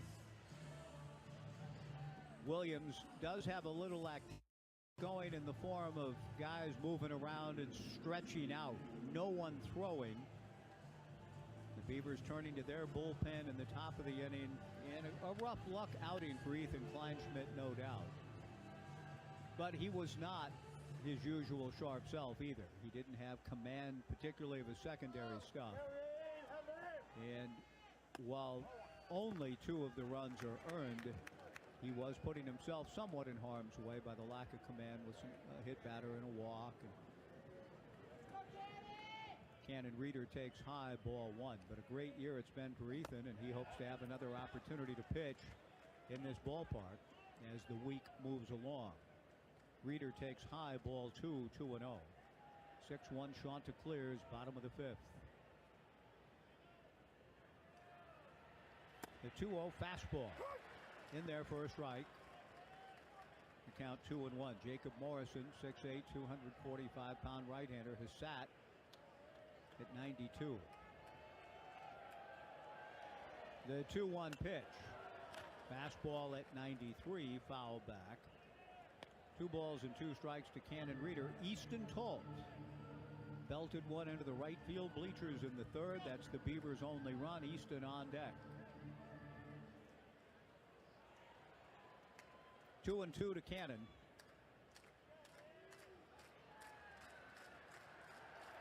With the wave beginning to roll through Charles Schwab, breaking ball misses away. Ball 3, 3-2. Morrison has been true to his line in that he hasn't walked a batter. He struck out 2. About to make his 66th pitch. A ground ball back of first, knocked down by the first baseman Thorndike, but he feeds Morrison covering for the out. 2 away, and Morrison, since the home run by Talt, even though he gave up a couple of long fly ball outs thereafter, has retired 8 straight and is settling into a rhythm. 6-1 Coastal Carolina, 2 down, nobody on in the bottom of the 5th inning. Beaver Baseball is brought to you by Knife River. Knife River is building Beaver Nation and making communities stronger. Knife River, a people first company. Talt takes a strike on the inner half. Cutter, good pitch. 0-1 the count. Easton hammering a home run on a 2-0 pitch in the third. Takes down and in to even the count at 1-1. Falling behind, as Zach Kamatz could attest to, 2-0 is not a recipe for success usually. And Talt turned a 2-0 pitch around into the bleachers for the Beavers' lone run. 6-1 CCU in the 5th. Talt way out in front of an off-speed pitch and rolls it past Brady Casper, the Beavers' first base coach. 1-2 the count. 8 home runs for the Beavers in 2018. And Adley Rutschman with a College World Series record 17 hits. Kevin Abel with a College World Series record, 4 wins. Good times indeed. Fastball swung on and missed, strike 3. The Beavers go in order, and a big, loud, exuberant yell let out, as you could hear, by the big man, Jacob Morrison, who's retired 9 straight since the Talt homer, and I feel like that was almost, okay, you got me, I just got you, back to Talt. The Beavers go quietly again in the 5th. CCU 6, the Beavers 1 on the Beaver Sports Network from Learfield. At Les Schwab, we've been changing the tire game for more than 70 years. Our Go the Extra Mile service means more hustle, less hassle. We design our own exclusive tires to give you more tires made for the road you drive, less compromise. All backed by America's best tire warranty included with every tire we sell. We're talking more unbeatable tire warranty, less charging you extra, like the other guys. It's why you get more from less. Book an appointment at leschwab.com. Blue Sun Inc. Employment Services is your local nonprofit dedicated to providing employment opportunities to veterans and those facing physical and economic challenges within our community. Founded by a veteran in 2013, Blue Sun Inc. has helped more than 2,300 people find employment opportunities, resulting in more than $19 million in wages going back into the local economy. To learn more about Blue Sun Inc. and how you can help provide employment opportunities, please visit BlueSunInc.com. Blue Sun Inc. Employment Services, proud to partner with Oregon State Athletics. Go Beavs!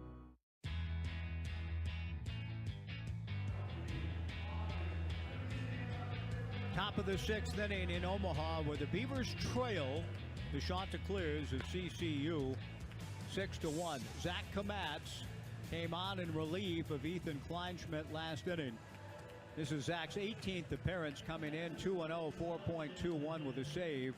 28 strikeouts in 25 and 2/3 innings, just 7 walks issued, a batting average against of .272. We didn't have a chance to pass along those numbers in the activity of the top of the 5th. The Chanticleers, 3 unearned runs in the first, 2 runs, one of them unearned in the 4th, and picked up an Ernie in the top of the 5th. They lead it 6-1.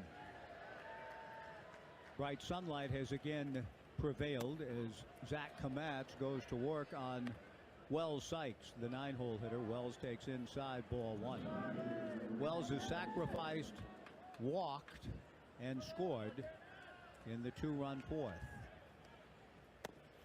The 1-0 pitch runs inside, ball 2 from Kamatz. 2 balls and no strikes.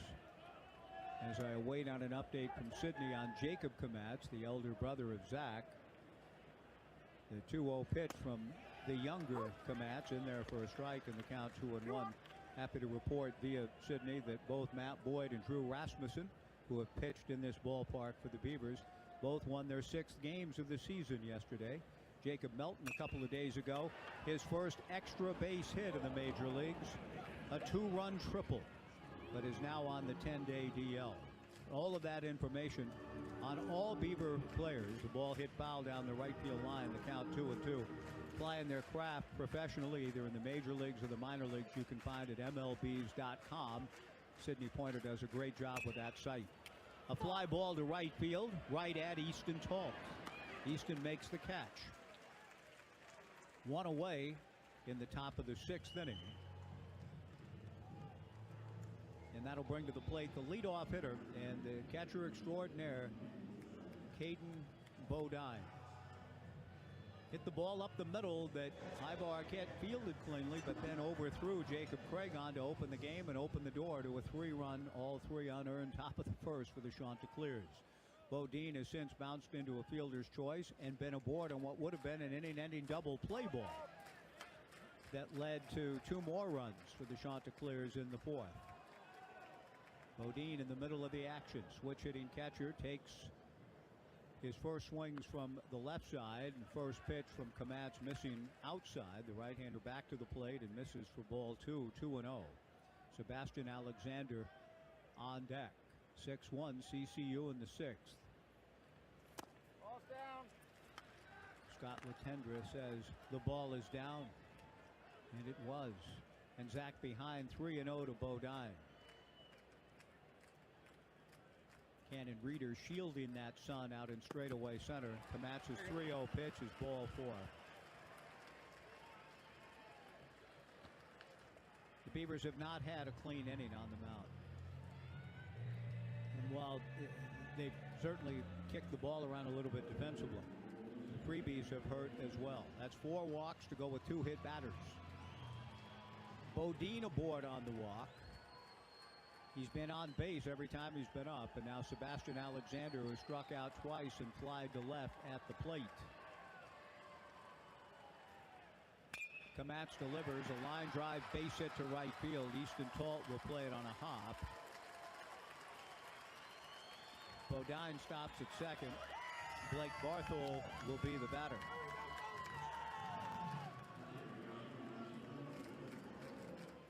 No one throwing to the Beavers bullpen, but that'll change momentarily with Big Leif Palmer getting ready to throw. The fans are chanting from the Chanticleer side, "Let's go Coastal, let's go Coastal," and boy, they've been going a long time. And Rich Dorman, Leif just beginning to throw, is on his way out to the mound, with the Beavers trailing 6-1 in the top of the 6th inning. 2 on, 1 out for the left-hand hitting Blake Barthol.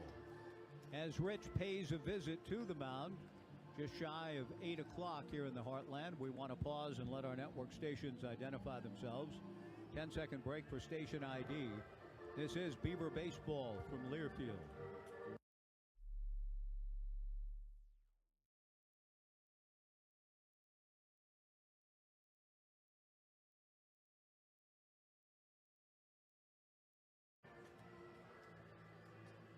(6-1) Coastal Carolina, top of the 6th inning, threatening again. Rich Dorman paying a visit as Leif Palmer picks up his pace a little bit in the Beavers bullpen beyond the left field fence. It is wonderful to be at this ballpark. It's pristine, it's beautiful, and even those who loved the Blatt, the Diamond on the Hill, Rosenblatt Stadium, the home of this event from 1950 through 2010. It was during the 2006 College World Series. Some of you may remember that one, but it was during the 2006 series when the Beavers were making history, becoming the first team to win 6 elimination games en route to the title. But the concourses that year were overcrowded, the bathroom lines so long, and etc., that the officials really began after that to talk about the new venue. There had been talks already about it, but that kind of pushed the envelope, and we got to do something. Blake Barthol takes a pitch outside, ball 1, 1-0. 2 on, 1 out. Zach Komatz, a rare walk moments ago, comes back to the plate. Good fastball under the hands of Barthol, who swings and misses. The count 1-1. That got the wheels much more in motion for the new yard, and it opened in 2011. Has been the home of this great event ever since. Komatz's 1-1 pitch pulled foul. One of the charms of the old event. Some of you may remember this. I don't. Headset on. Some of you may. There was a legendary public address announcer at the old Blatt that during the games, mid-inning or whatever, there was a time that he would ask the fans at Rosenblatt to turn and say hello to the person next to you, meet your neighbor, tell them where you're from, and let's make friends here at the College World Series. What a sweet and quaint thing, right? The pitch on the way to Barthol hit foul off to the right and out of play. 1-2 the count. 2 on, 1 out. 6-1 Coastal in the top of the 6th. And that almost has that Sunday churchy kind of feel. So I turn and say hello, greet your neighbor. But I guess if you're with Susan Sarandon in the Church of Baseball, that's about right. The 1-2 fastball down and away, ball 2, 2-2. I don't know if any of you ever experienced that, but if you did and were part of that, those crowds in the 05, 06, 07 trips here, you remember that. It's a sweet thing. That's not a tradition any longer down here in the new digs. Fastball swung out and missed by Barthol. Strike 3, 2 down. Nice job by Zach Komatz to come back and get a good left-handed hitter. And now Walker Mitchell to the plate. Walker hit by a pitch in the first, grounded to third in the third, lined out in the 5th. Coastal Carolina kind of has a cruise mode going. They're cruising. They're up 6-1. Trying to relegate the Beavers to the losers bracket. The Beavers came through it to win it all in 06 and then played 8 games and won it all in 2018. First pitch fastball from Kamatz, a little low, ball one. I'm getting reports from some of you that the zone from Scott is a little inconsistent. Wide some innings, not so much in the others, and that pitch appeared pretty good from here, but called a ball. 2 on, 2 out. Zach Kamatz out of the stretch. The 1-0 fastball swung out and missed, and good action to it. Diving down and away from the right-hand hitting Mitchell. 1-1 the count. The literature here this week on the 75th anniversary of the event had a story which was rather disturbing. The 1-1 pitch down and away. Ball 2, 2-1. When I think of the marriage of this city and their diamond anniversary in that marriage.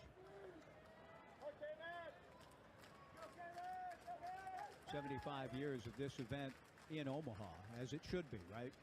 The 2-1 pitch, grounded foul outside of third. And that evens the count at 2-2. But there was a move in the mid-50s led by Rod Dado, the head coach at USC, making a strong push to take the College World Series to coincide with the opening of Disneyland in 1955. And there was strong consideration given to it. The pitch in the dirt, and the count goes full to 3-2. Now that in itself, quite honestly, I mean, when I think about a ballpark near Disneyland and the College World Series and Americana 55 Disneyland baseball, Dado pushed it. The Southern California leaders wanted it. It stayed here. That's still a better thing. The runners go. The 3-2 pitch to Walker Mitchell outside, ball 4 to load him up for Blagan Pato, who was struck out looking, had an infield single, although Bob Keith Sidney also says that he was out at first. Rich Dorman on his way to the mound, and 2 walks in the inning have led Rich to kind of jog out of the dugout, now slow to that familiar stride as he makes his way to the mound to make a pitching change and wants Leif Palmer to come in and try to keep this one from getting completely out of hand. CCU leading comfortably 6-1. They have the bases loaded with 2 down. The call to the pen is presented by Wilson Equipment. Stop by any Wilson Equipment location for rugged, reliable Bobcat machines that get the job done. Still in Omaha and glad to be. Tonight's result notwithstanding, this is the best place to be. Leif Palmer will try to help keep the Beavers in the game as he comes in with the bases loaded, 2 down. 6-1 Chanticleers in the 6th. Back after this on the Beaver Sports Network from Learfield. Today's game's Benny's Buddies Pet Spotlight, the official fan club of your favorite pet, brought to you by your local Toyota dealers. Scout the goat from Bend. Scout loves to help around the farm and enjoys rooting for the Beavers year-round. Sign up your pet today at osubeavers.com/Benny's Buddies. Each member gets an official social media filter, and Oregon State will be giving away collars, leashes, treats, toys, and so much more. If you know your party's extension, press or say 1. To leave a message in our company mailbox, press or say 2. Spoiler alert, it will be full. Representative. Would you speak to your mother in that tone? Speak to a real human being. You shouldn't need to shout into the void to get your health insurance questions answered. Pacific Source Health Plans. This is a real person. How can I help you? Human service, not automated phone trees.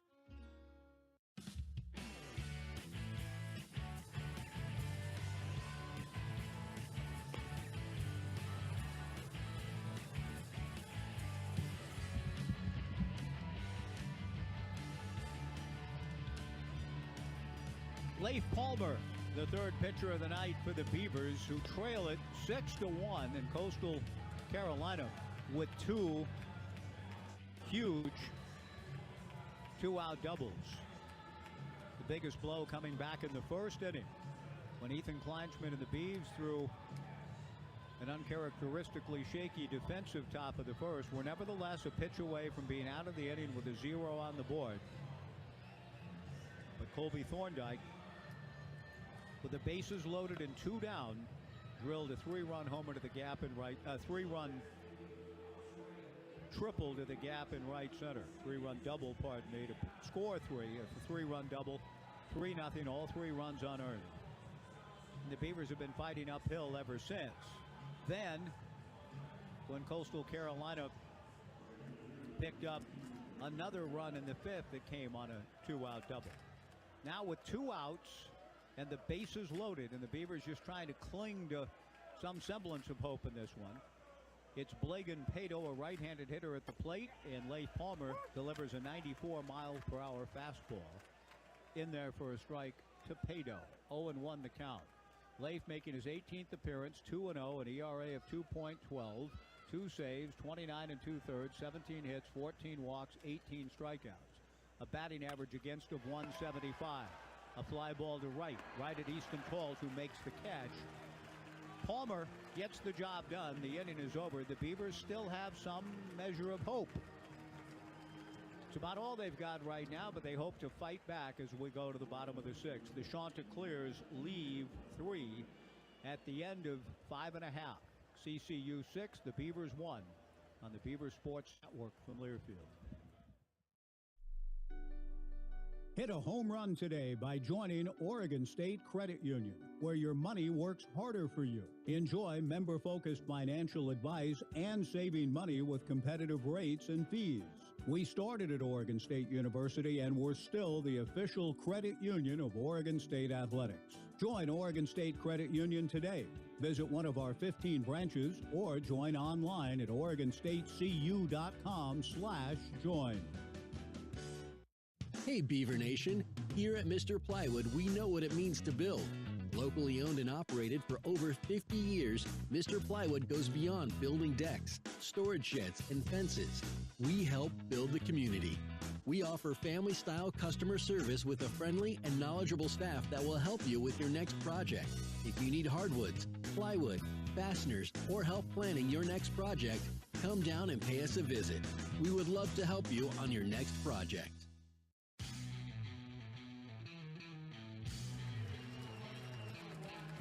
All stolen bases by the Beavers in 2025 are brought to you by Steel.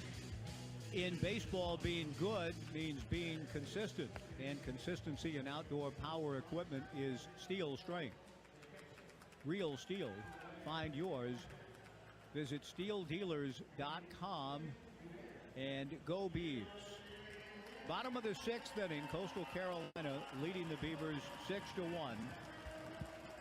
In just the second meeting ever between the two programs, the only other one in the chill of T-Mobile Park in March of 2019.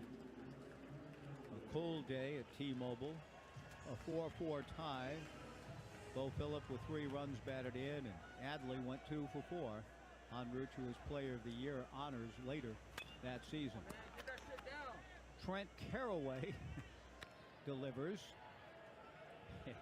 The effects from ESPN picking up a bit of counsel from one of the CCU members in the dugout, trying to keep that ball down. Caraway pulling one foul.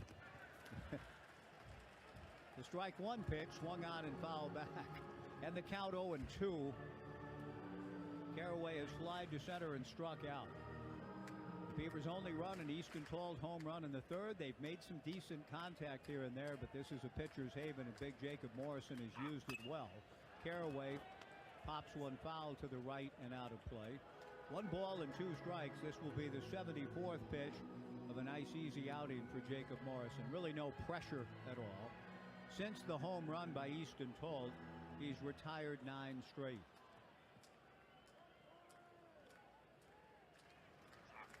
And make it 10. He kept the ball down. Fastball swung on and missed. Ivar Arquette to the plate. 1 gone. Now, I'm not saying that the Beavers, I know if they don't come back tonight, and there's still a lot of baseball left. And what we saw against Florida State and what we've seen against other teams, you can't count them out, and that is a mantra for them. But if they don't, I know they will be brave, and it won't just be what they're supposed to say in the presser and to any other inquirers in the next couple of days. Arquette swings and fouls it back. 0-1 the count. If they do face elimination on Tuesday at 11 a.m. Pacific time here against Louisville, I'm sure the sense will be, bring it on. Let's go. It's who we are. We're built for it. The strike one pitch. Morrison bounces one to the backstop. 1-1 the count. One out, nobody on. Bottom of the sixth. 6-1 CCU. Now you'd rather be in Coastal Carolina's shoes in this game and just what it would mean, obviously, to win it. If they do hang on and win this one, they're up 6-1. They get 2 days off. And while everybody else is slugging it out in the losers bracket, they wait until Wednesday afternoon. Arquette backs away and takes high. The count 2-1. The everybody else would be, in this case, Oregon State and Louisville. But they would be in the catbird seat, needing to be defeated twice if they prevail here. Arquette hammers a breaking ball to deep left center, but the ballpark will hold it. Well, Sykes moves over and back, not even on the warning track, to make the catch. Well struck, really well struck by Iva. A breaking ball up. But you have to give Iva Arquette credit, for the swing, but give the pitcher Morrison. Yes, he's had some balls pretty well hit against him, but he's filling up the zone. He's not walked about it. He's used the dimensions of the ballpark like the great Jim Bunning did at Shibe, which then became Connie Mack, and Jim Bunning won a lot of games and afterwards often would say, good old Connie Mack. Using all 450 feet to center to get outs en route to the Hall of Fame. Gavin Turley swings and misses. 0-1 the count. And Jacob Morrison right now. Good old Charles Schwab. The ballpark has played well for him. Slider for a strike, and he's ahead to Turley 0-2. And since the Tolles home run that Easton powered into the right field bleachers in the third, he's retired 11 straight and is cruising and appears to be on his way to a 12-0 record. Fastball got him swinging, and once again Morrison turns and yells towards the Beaver dugout. Well, good for you, good for him. This thing ain't over yet. This ball game, nor what happens in this region. Jacob Morrison's histrionics notwithstanding. He's good. We're through 6. Coastal Carolina 6, the Beavers 1 on the Beaver Sports Network from Learfield. A lot goes into Oregon State athletes reaching peak performance for game day, including the right nutrition. At Wilbur Ellis, we know that healthy crop performance requires the same attention to nutrition as an athlete. That's why we use benchmark data points to maximize crop productivity through nutrient efficiency. For 100 years, family-owned Wilbur Ellis has been partnering with Oregon's farmers to grow healthier crops. That is the winning ag experience for Beaver Nation. Locally provided by Wilbur Ellis. Whether it's OSU Game Day or you're getting ready for OSU Game Day, make sure Dairy Mart is on your playlist. With 39 neighborhood stores throughout the Willamette Valley, Dairy Mart has everything you'll need for a great game. Beer and pop, ice, chips, healthy, fresh-to-go snacks, even hot deli items, and your favorite Lock Me dairy products. Stop into your local Dairy Mart and get what you really want for Beavers Game Day. Dairy Mart is here, man. Dairy Mart's right here.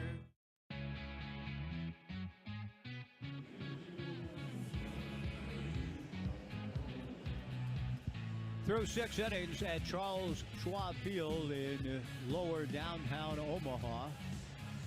Coastal Carolina, 6 runs, 5 hits, and 1 error. Oregon State, 1 run, 3 hits, and 2 errors.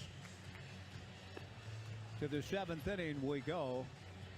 Leif Palmer, who came on to get the final out with the bases loaded in the 6th, starts with a clean slate to face Colby Thorndike, Dean Mijos, and Ty Dooley in the 7th.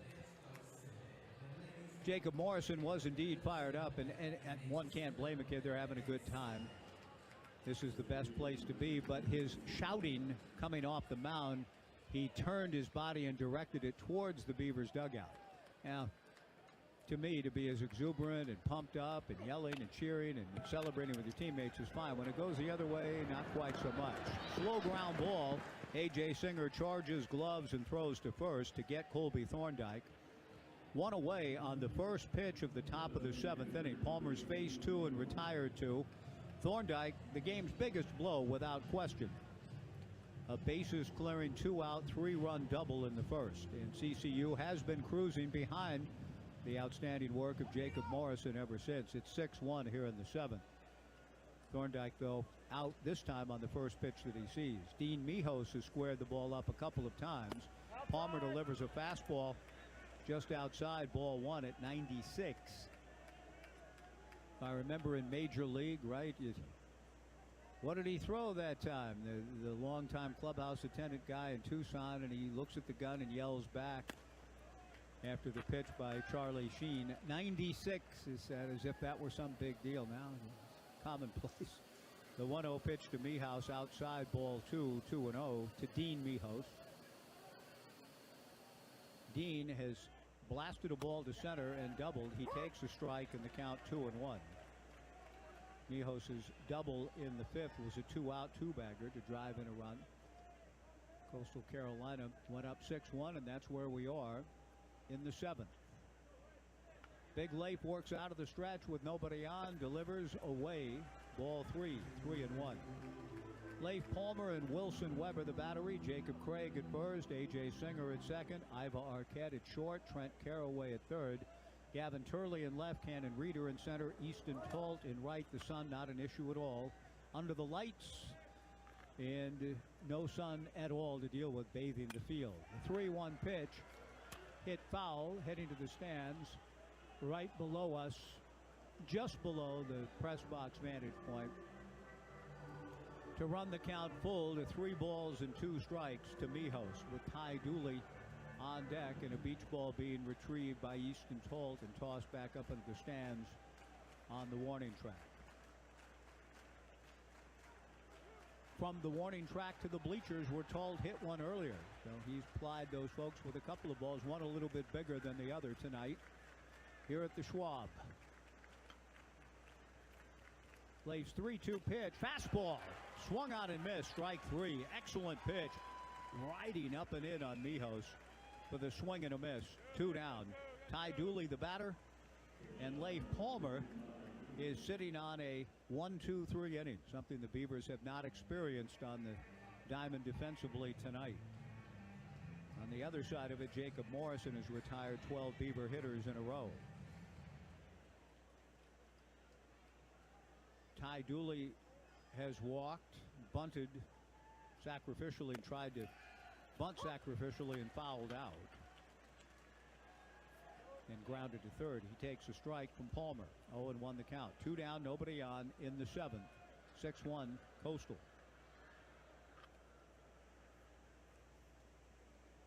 The strike 1 fastball from Leif misses low. 1-1 the count. Bobby Richardson ushering, as I mentioned earlier, this program to the D1 level, then went on to coach at Liberty. Still with us at 89 years of age, and I'm told still looks in on and occasionally visits Conway, Coastal Carolina. Great baseball program. The 1-1 pitch misses for ball 2, 2-1, as their head coach Kevin Schnall said, quote, "We're no Cinderella," unquote. Since 2000, the Chants have the 6th best winning percentage in the nation.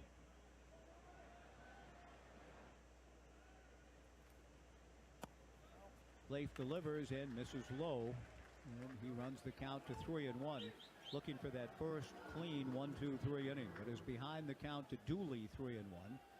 Wells Sykes on deck. Palmer from the stretch with nobody on delivers, slap foul down the left field line and out of play. 3-2 the count. On this Father's Day, thinking about the tremendous images and love of the game, and Donald Hall, an excellent book if you ever get a chance to grab it. A garage sale, used bookstore. Donald Hall, the poet's Fathers Playing Catch with Sons, the title of the book, and some elegant essays in it. The 3-2 pitch, a fly ball to left field and playable for Gavin Turley. Gavin grabs it, and Leif Palmer is phase 4, retired for the side in order here in the seventh. To the bottom of the seventh we go. Fathers playing catch with sons, a beautiful image. You think about Field of Dreams, building to a game of catch, the beautiful novel Shoeless Joe, and just the storyline of fathers and the sons in this great game. It is Father's Day. Moms have a big hand in it too, but hope you're enjoying your Father's Day however you may be taking it in, and we're grateful to dads everywhere. The Beavers hope to have a rally in them for their fathers everywhere. We go to the bottom of the 7th. CCU 6, the Beavers 1 on the Beaver Sports Network from Learfield.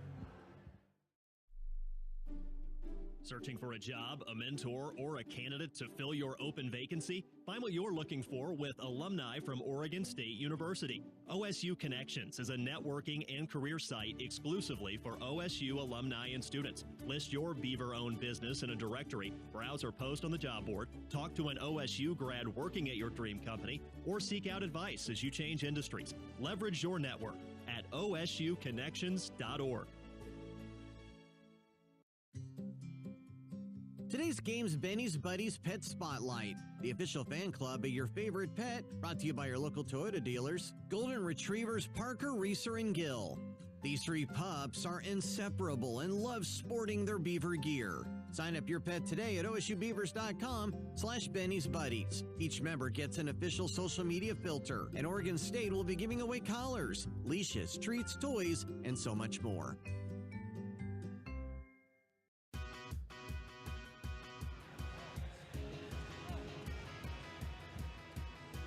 All saves this year are presented by WaFd Bank. WaFd Bank, you deserve a best bank. Leif Palmer not in line for a save by any means, with the Beavers trailing 6-1 as we go to the bottom of the 7th, but he's done nice work out of the pen. He's retired all 4 batters that he's faced.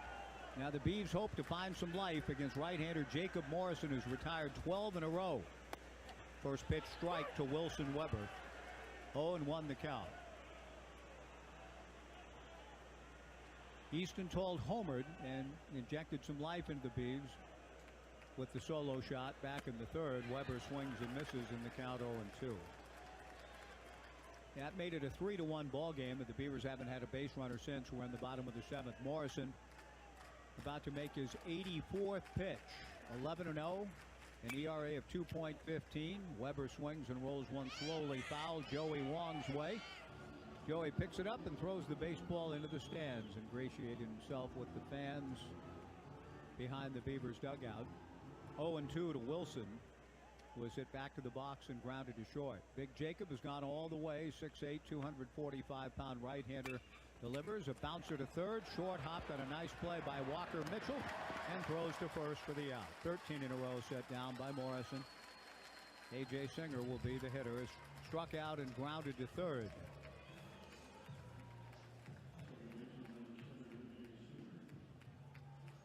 Joey ingratiated himself forever with Beaver Nation in 2007, his freshman campaign. I had the pleasure of meeting his father-in-law, Dan Concannon, former Portland State ball player, played with Tice Peterson's dad for Jack Dunn and the Vikings. I met Dan last night via FaceTime with Aubrey Wong. Joey's wife said, "Hey, I'm going to FaceTime my dad. Do you want to say hello?" And so she put me on the phone as we were sitting in the lobby of the hotel and got to meet and visit with Dan. The first pitch in there for a strike to A.J. from Morrison. The 0-1 pitch in the dirt in the count 1-1, and got to see Joey's kids, Jet and Bo, and meet them, say hello to them. Sweet moment, a pre-Father's Day greeting last night, and I thank Aubrey for that. Dan, very gracious, outstanding man, and got a Father's Day greeting a little early last night from Aubrey. Breaking ball misses up and in, ball 2, 2-1. But Joey with the super regional hit that gave the Beavers the victory in game 1 off of Zach Putnam, and that incredible turn not long thereafter up the hill at Rosenblatt. Ball hit into the dugout on the right side, caught by one of the players in that dugout for the Chanticleers to run the count to 2-2. 2 outs, or 1 out, pardon me, nobody on in the 7th. 6-1 CCU. Morrison's 2-2 pitch, tap foul. There are certain plays in the midst of, and the Beavers are playing in their 35th game in the College World Series. And I know that, as Thomas Boswell, the great writer, said, in leaving certain games, you take away from the ballpark, you're burying with you canvases for a lifetime. We have a few of those right here in this yard, to be sure. The 2-2 pitch, Singer a 2-hopper to short. Ty Dooley on top of it. Throws to 1st. 14 in a row set down by Jacob Morrison. CCU leading 6-1, 2 outs, nobody on in the bottom of the 7th. Tice Peterson, the batter. But the imagery of that turn against Cal State Fullerton in 2007, among the finest in the history of Beaver baseball. Darwin charged the ball in an off-balance throw. Joey, when I've talked to Joey about his part of the play, he said, I didn't really do anything. It was Darwin who did it all, getting to the ball and then throwing on time and on target to Joey coming across the bag against Fullerton. But the photographer captured the image beautifully, and I know many of you own that still as one of your canvases. Peterson swings and misses, 0-1 to count. 2 down, nobody on. Bottom of the 7th. Beavers trailing 6-1. The 0-1 pitch, a strike, and the count 0-2. It feels like there's no shot against this guy, right? But we'll see how long the pitching coach, Matt Williams, wants to go with Morrison. The strike 2 fastball is swung on and missed, and that's 15 straight retired by Morrison, who continues to stay fired up. He might want to finish the deal, and he certainly could. He comes off, pumping his fist into his glove. He's pitched a gem, a masterpiece, and a canvas for Chanticleer fans, to be sure, through 7. 15 in a row retired since the one and only good moment for the Beavers in this game, honestly. The home run by Tolt in the 3rd. We go to the 8th. CCU 6, the Beavers 1 on the Beaver Sports Network from Learfield. Pacific Office Automation is an official sponsor of Oregon State Athletics. Let us help you create your total office solution with copiers and printers, security systems and cameras, managed IT and cloud services, unified communications and telephones, including carrier services, plus temperature sensing kiosks and more. The one source for all your office technology solutions. Go to PacificOffice.com. Pacific Office Automation. Problem solved. Cut time, cut costs, cut grass. Double your runtime with free extra battery deals on steel tools and cut through your spring cleaning to-do list. Mow, trim, cut, prune. Do it all with Steel Battery. Find your deal at your local Steel dealer or shop online at steelusa.com. Get a free extra battery with select Steel tool set. Set includes battery and charger. Extra batteries up to $160 MSRP value. Offer valid for limited time only at participating dealers while supplies last.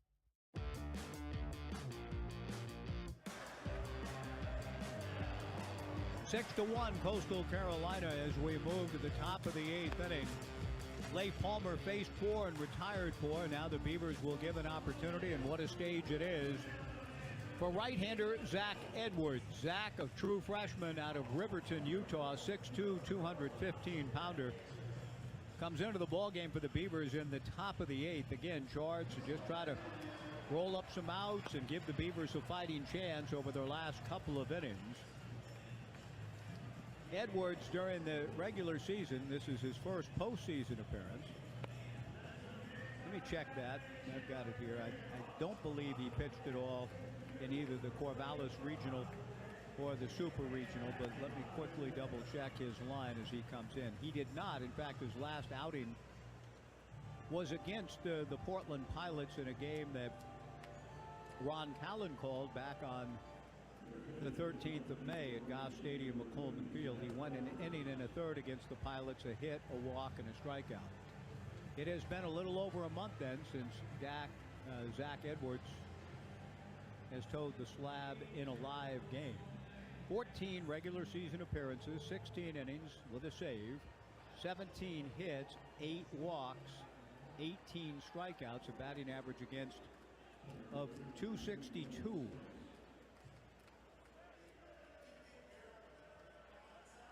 Wells Sykes, the right-hand hitting center fielder, leads things off against Zach in the top of the 8th. 6-1 Coastal. And Edwards, who can fire it, throws a 97-mile-per-hour fastball inside ball 1. The 1-0 pitch swung on and missed. He took something off with the slider, and a pretty good-looking pitch from Edwards. Zach's a very important pitcher in the Beavers' future. Now, these are important times right here, clearly. But he's a guy, a big arm, that I think we'll see a lot of in the days ahead. Ground ball to second. A.J. Singer looks it in and throws to Jacob Craig for the out. one away here in the top of the 8th inning. The Chanticleers leading by a score of 6-1.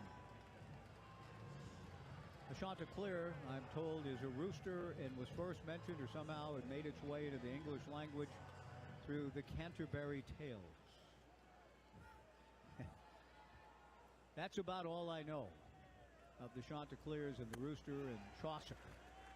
I've read a couple of them here and there. It's difficult. It's slow going for me, but I know it's great stuff. Robert Hirsch, please enlighten me, elucidate me, and how great it all is. It's been slow work for me when I've tried. Caden Bodine swings and misses. The 0-1 pitch swung out and missed. And Zach Edwards ahead of the count, 0-2. Coastal Carolina, a young baseball program, first officially sponsored in 1976. D1 10 years later. The strike 2 pitch missing down and away from Zach Edwards to Caden Bodine. 1-2 the count. But the 6th winningest program in the 21st century by percentage, and a national title in 2016. The pitch on the way, a slider swung out and missed. Strike 3, 2 down. Filthy. Zach Edwards strikes out Caden Bodine. 2 down, nobody on in the 8th, and Sebastian Alexander the batter. Sebastian was called out on strikes on a 3-2 pitch clock violation in the first inning. Struck out legitimately in the second, swinging a slide to left, single to right, a ground ball wide to first, fielded by Craig, underhands to Zach Edwards covering for the out. It has been impressive work by the two hard-throwing right-handers out of the Beavers bullpen, but is it enough? They've kept the Beavers in it as we go to the bottom of the 8th, at least within some semblance of striking distance, but the Beavers have not been able to touch Jacob Morrison, who returns to the mound for the bottom of the 8th, having retired 15 straight. At the end of 7.5, CCU 6, the Beavers 1 on the Beaver Sports Network from Learfield. Hit a home run today by joining Oregon State Credit Union, where your money works harder for you. Enjoy member-focused financial advice and saving money with competitive rates and fees. We started at Oregon State University and we're still the official credit union of Oregon State Athletics. Join Oregon State Credit Union today. Visit one of our 15 branches or join online at OregonStateCU.com/join. Hey Beaver fans! Thinking of hosting a game day watch party or just enjoying some good food with good friends? Reese's deliciously convenient deli salads and ready to heat and share side dishes are always a fan favorite and ready for fun when you are. And as Reese's celebrates 75 years of good times, we can confirm that time flies when you're having fun. Here's to 75 years and counting. Reese's, we're made for good times.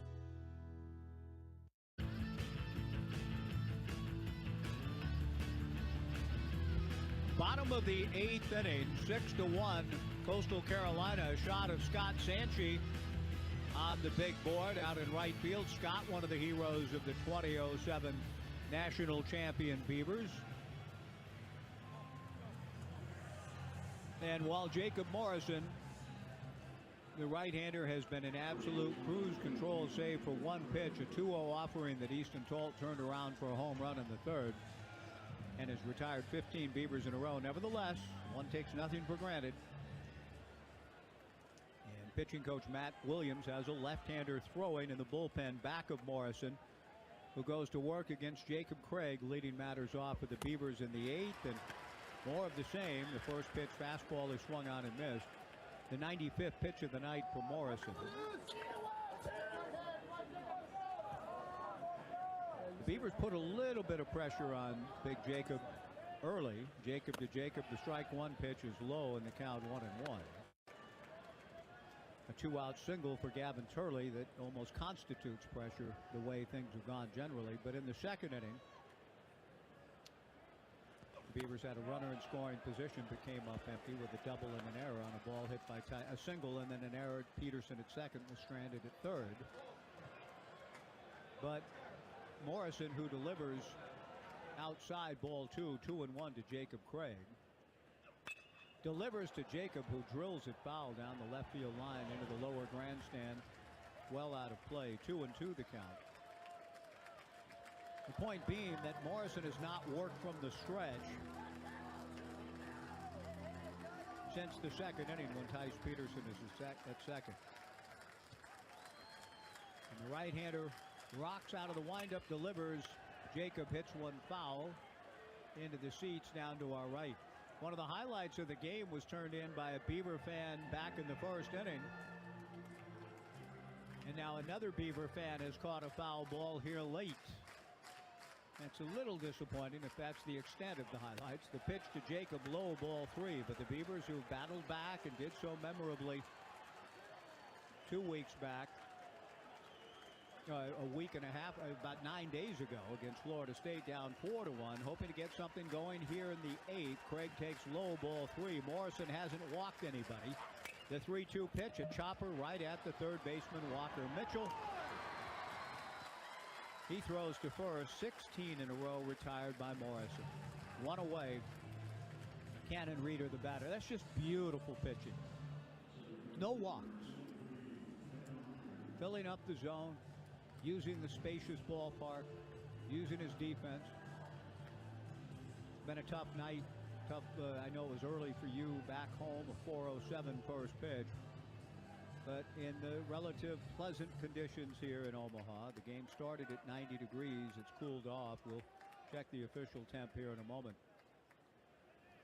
The pitch on the way to Cannon Reeder. A blooper to center. It'll break the streak. After 16 in a row, Reeder dumps a single into center field with 1 out. Easton Talt will be the batter. That's 102 pitches for Jacob Morrison. Talt turned him around with a home run in the third. He does hit from the left side.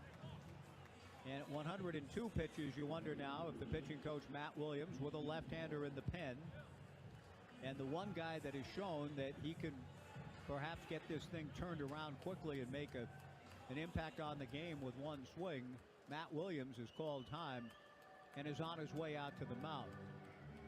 And may indeed want to bring a left-hander in to perhaps force Mitch Canham's hand. Also get Morrison out to give him the love from his own fan base. The Chanticleers of Coastal Carolina, they're already beginning, as we often hear at Goss, to cheer the young man in the event that a pitching change is in the offing. No signal yet from Matt Williams, who has given up the homer to Talt and struck Easton out.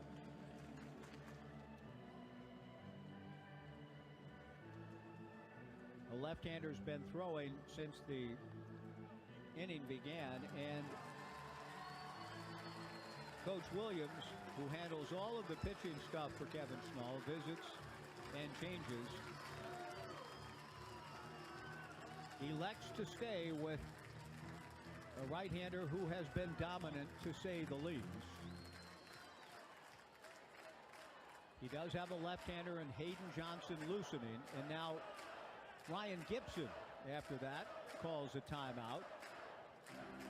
It has been such a breeze for the big right-hander, Jacob Morrison, that I get a sense after the fairly lengthy conversation on the part of Matt Williams with his pitcher that he follows that, does Ryan Gibson, with a timeout of his own, just to let the big fella think about it a little bit more. Jacob taking the time to wander around the mound, playing a little catch with himself, tossing the ball in and out of his glove, while Hayden Johnson, the left-hander, continues to throw.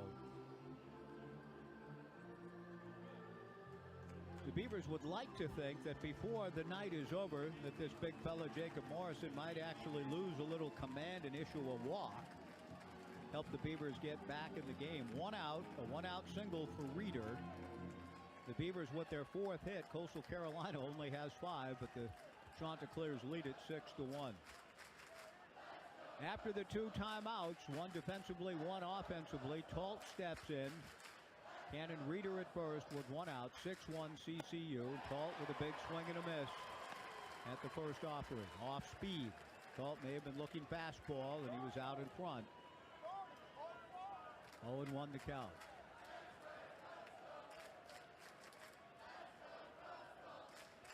Out of the stretch works Morrison.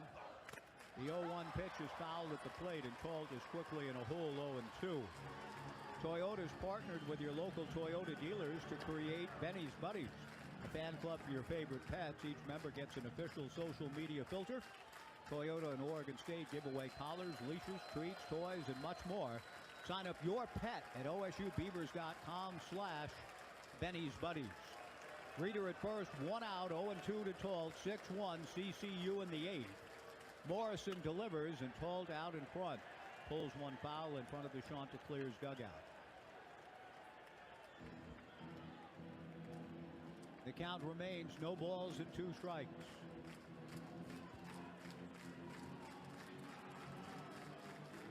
A thrilling finish here Friday with the Beavers beating Louisville 4-3. The Beavs would love to have another one. It's going to take some doing to get there. Down 6-1 in the 8th. Talt swings and pulls one foul, again in front of the CCU dugout.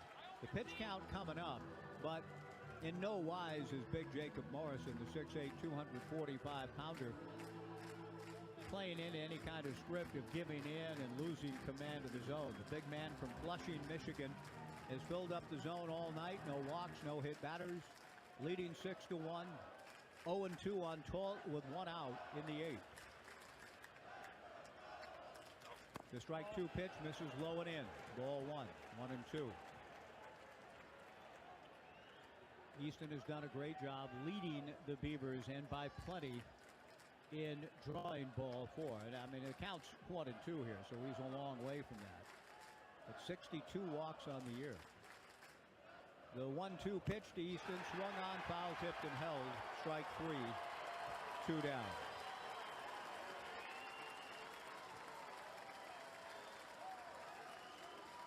Morrison kind of strutting around the mound and looking into the Beaver dugout. He's not going to see the Beavers again, so he can perhaps deal with such histrionics with impunity. One wouldn't think so anyway, unless it's a short bullpen stint in an elimination game down the road. The Beavers, unless they have a miracle rally, Catherine Kuhlman style in them, are going to need to beat Louisville to get another shot at these guys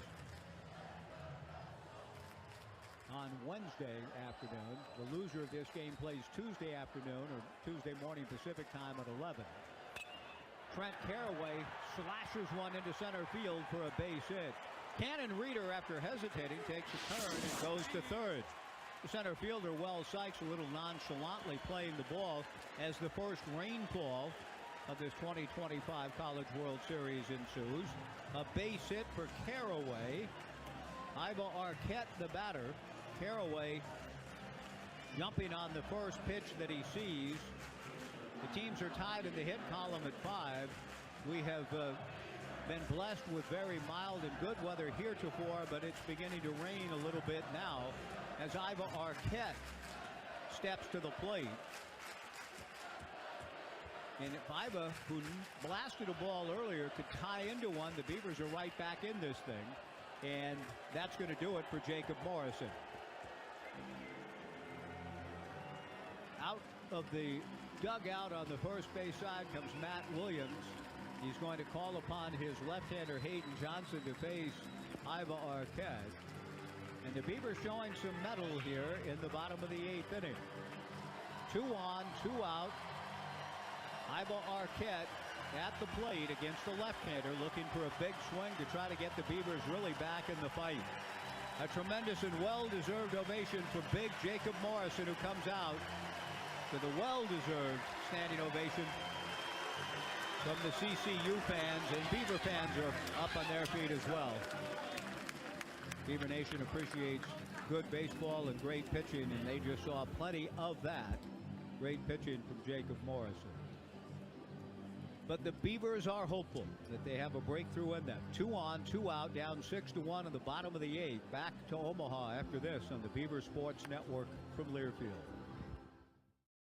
Hey, Beaver fans, Holland America has been sailing to Alaska longer than any other cruise line. Spot calving glaciers, breaching hunchback whales. With a cruise line that's #1 in Alaska wildlife and wilderness tours. Depart conveniently from the Pacific Northwest all summer long. Have it all with our 2025 early booking bonus and save 60% on the best onboard package. This offer is per person based on double occupancy and available on select departures. Restrictions apply. Visit hollandamerica.com for more details. Holland America, the official cruise line partner of OSU. Go Beavs!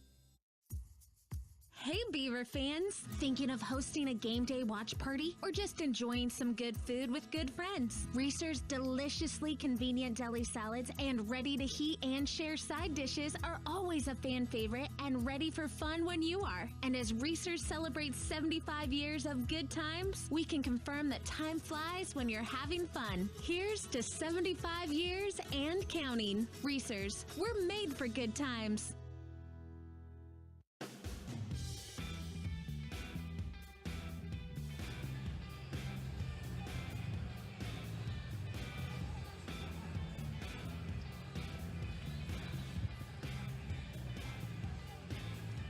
All health plans do what is required. Pacific Source Health Plans does a little more than that. For example, they provide human service, not automated phone trees, and they offer extra support for members who may be struggling. Pacific Source Health Plans going beyond what's required to put members first. A little bit of life shown by the Beavers here in the bottom of the 8th inning, and they can turn it into, with apologies to Chad Weaver, who's here, they could turn it into real life if Arquette can turn a pitch around. Now, Iva is the Beavers' leading hitter, starting the night at .359. 18 homers, one shy of Gavin in that category. 65 RBIs, 3 shy of Gavin, who holds the lead in the category. Arquette to the plate. With 2 on, 2 out, bottom of the 8th, the Beavers trailing 6-1. Left-hander Hayden Johnson, a sophomore, making his 22nd appearance. Comes to Arquette. First pitch is a strike. The count 0-1. Johnson 5-0, his 22nd appearance. 1 save, 32 2/3, 16 walks, 48 strikeouts, batting average. Arquette, a slicing drive to right field. Pago on the run in the corner, gets there, slides into foul territory, and made the catch to retire the side. Excellent play. He went out of my sight, but a good job by Blagan Pato to stay with it and grab it. And the Beavers' threat felt like it had some legs. Comes to an end with Arquette fouling out down the right field line to end the inning. We go to the 9th, CCU 6, the Beavers 1 on the Beavers Sports Network from Learfield. The Oregon Potato Commission has teamed up with Oregon State Athletics to let everyone know how nutritious and performance-enhancing potatoes are. Did you know that potatoes are one of the most nutritious foods you can eat? Potatoes are loaded with vitamin C and have more potassium than a banana. That's why Oregon potatoes are an integral part of the Power Pack diet specifically designed to fuel Oregon State athletes. As alumni, supporters, growers, and the official state vegetable of Oregon, the Oregon Potato Commission is proud to support Beaver athletics. Go Beavs! Hey, Beaver Nation, there's nothing like celebrating a big win, right? Generations of OSU families know that you can't win in sports or life without a strong team to support you. When it comes to your health, P3 Oregon is proud to support Oregonians and the Beaver Nation. The P3 Care Team works alongside your provider to connect you with the care you need in between doctor's visits. Medication management, nursing support, health questions. Our team has got your back. Celebrate a winning season of health. Visit p3oregon.org to learn more.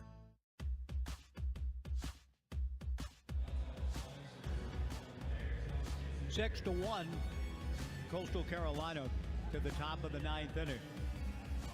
The Beaver bullpen of Leif Palmer and Zach Edwards have retired the last 7 Chanticleer hitters. CCU 3 outs away from staying on the winner's side of the bracket and taking the proverbial catbird seat perch into Wednesday afternoon. If the Beavers don't have a big rally in them, then they would have to play 3 straight days to win their side of the bracket and get into the championship weekend. Now, we saw what they did with needing to win 4 backs to the wall in the Corvallis Regional. Tough to ask the fellas to go do it again, but they would say bring it on, I'm sure. But first things first, to the 9th we go. Zach Edwards to face Blake Barthol, and the first pitch just misses for ball 1 on a change from the right-hander Zach Edwards. Barthol has walked and scored and struck out his last 3 times. 6-1 CCU, top of the ninth inning. The 1-0 pitch misses for ball 2, 2-0.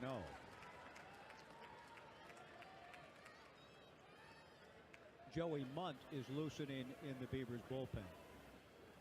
2 balls and no strikes. Zach Edwards to the plate. Fastball in there for a strike.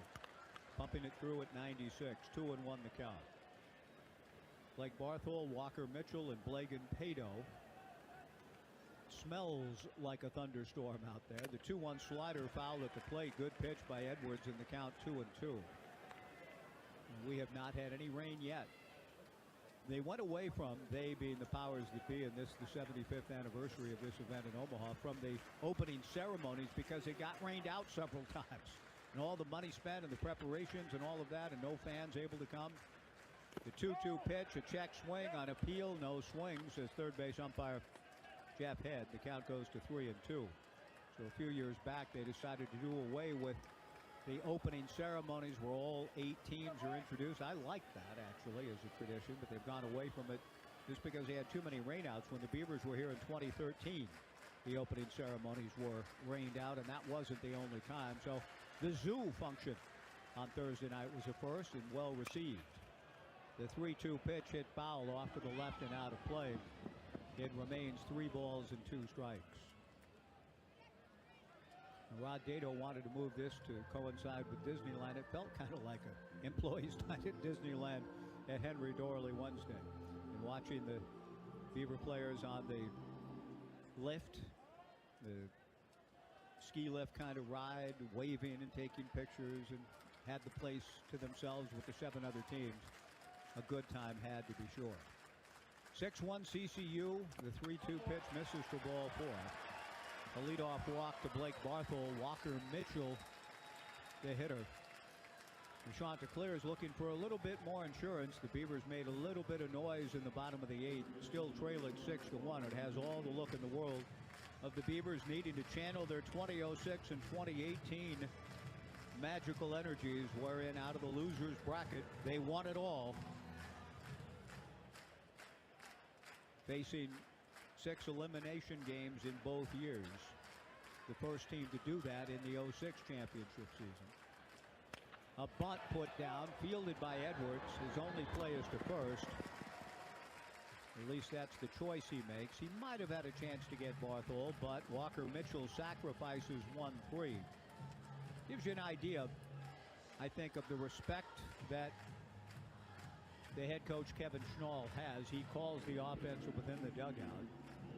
That up 6-1, he asks his cleanup hitter to sacrifice. And Walker Mitchell gets it down, the 55th sacrifice of the season for the Chanticleers. It gives him a chance to add a run. Blagan Pato takes a strike from Zach Edwards, and I think Zach's fireballing ways played a little bit into the decision. Zach has touched 97 in this outing. Zach Edwards back to the plate. Slider swung on and missed, and the count 0-2.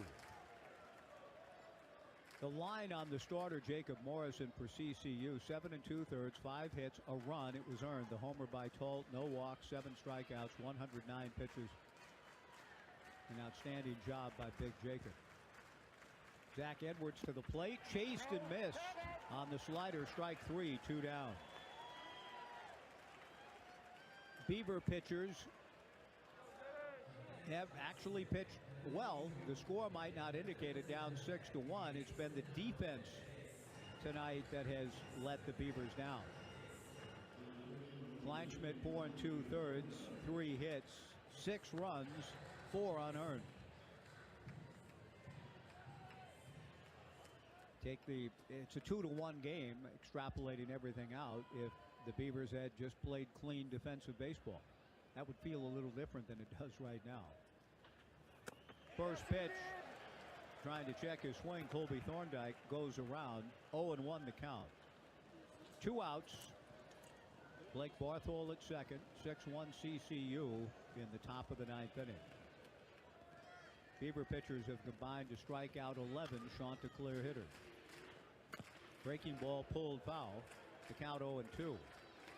Zach Edwards' stuff has looked plenty good, and I'm told again by Robert Hirsch, my correspondent, one of many. Thank you all so much for keeping me apprised along the way of things you hear on the television or otherwise, or gleaned from whatever source. But that Ben McDonald was praising Dax Whitney's stuff from Friday night against Louisville. The strike two pitch is a wild one, bounces away from Wilson Weber. And down to third base on the wild pitch on cork by Edwards goes Blake Barthold. 1-2 the count to Colby Thorndike. And Dax was in command, landing all of his pitches, mid-95 fastball, good slider, curve, and change. It was a big night for Dax, and he hopes to have another one here. The Beavers down 6-1 here in the top of the ninth inning. Edwards to the plate, fastball up and away, ball 2, 2-2. It appears as though it will need to be a route through the losers bracket here in 2025 for the Beavs. Down 6-1 with only 3 outs remaining, but a lot of pitching depth, and they believe they have the wherewithal to make their way through such a challenge. The 2-2 pitch is in the dirt, and the count goes to 3-2. If that is the requirement, the Beavers would need to win Wednesday here at 11 a.m. or Tuesday, pardon me, at 11:05 Pacific. Wednesday against Coastal at 11:05. Fastball swung on and missed. Retired the side. Good job by Zach Edwards. 2 more strikeouts. Beaver pitchers have combined to fan 12. And then another ball game Thursday to try to win this side of the bracket and advance to the final. So it would be a daunting task, a tall order. The Beavers have been facing them all year. They would rather find a way back as we go to the bottom of the ninth here tonight in Omaha. We'll get a station ID when we return. At the end of 8.5, Coastal Carolina 6, the Beavers 1 on the Beaver Sports Network from Learfield. Roth Home is your one-stop solution for all things home repair. From plumbing, electrical, heating, cooling, and even garage doors, we've got your home covered. Our team of expert technicians are ready 7 days a week to tackle any problem, big or small. We're more than just a home services company. We're your partners in maximizing home comfort. When your home needs the best, trust Roth Home, proud sponsor of Beaver Athletics. Visit us online at callroth.com or over the phone at 503-266-1249 and schedule your appointment today. Hit a home run today by joining Oregon State Credit Union, where your money works harder for you. Enjoy member-focused financial advice and saving money with competitive rates and fees. We started at Oregon State University, and we're still the official credit union of Oregon State Athletics. Join Oregon State Credit Union today. Visit one of our 15 branches or join online at OregonStateCU.com/join.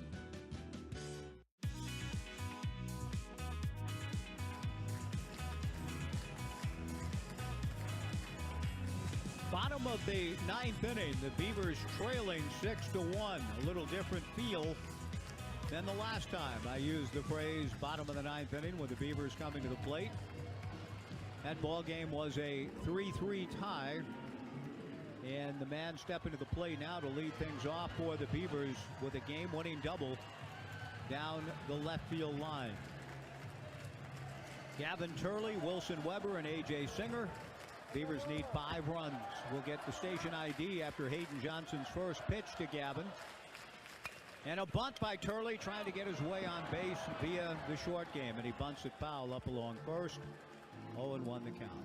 Gavin returns to the plate. As he does, let's pause now 10 seconds for station identification.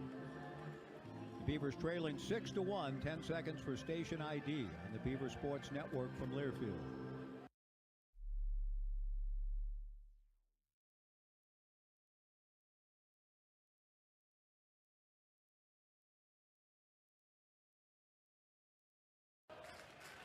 Hayden Johnson to the plate. Gavin Turley, a high drive to deep left field. Back goes Alexander to the track, to the fence, so long. Gavin Turley hits it out. A longer ball than he hit on Friday night for the win. The one Friday felt better, but this feels pretty good for the home run king. He blasts another one And now CCU 6 and the Beavers 2, leading it off here in the bottom of the ninth.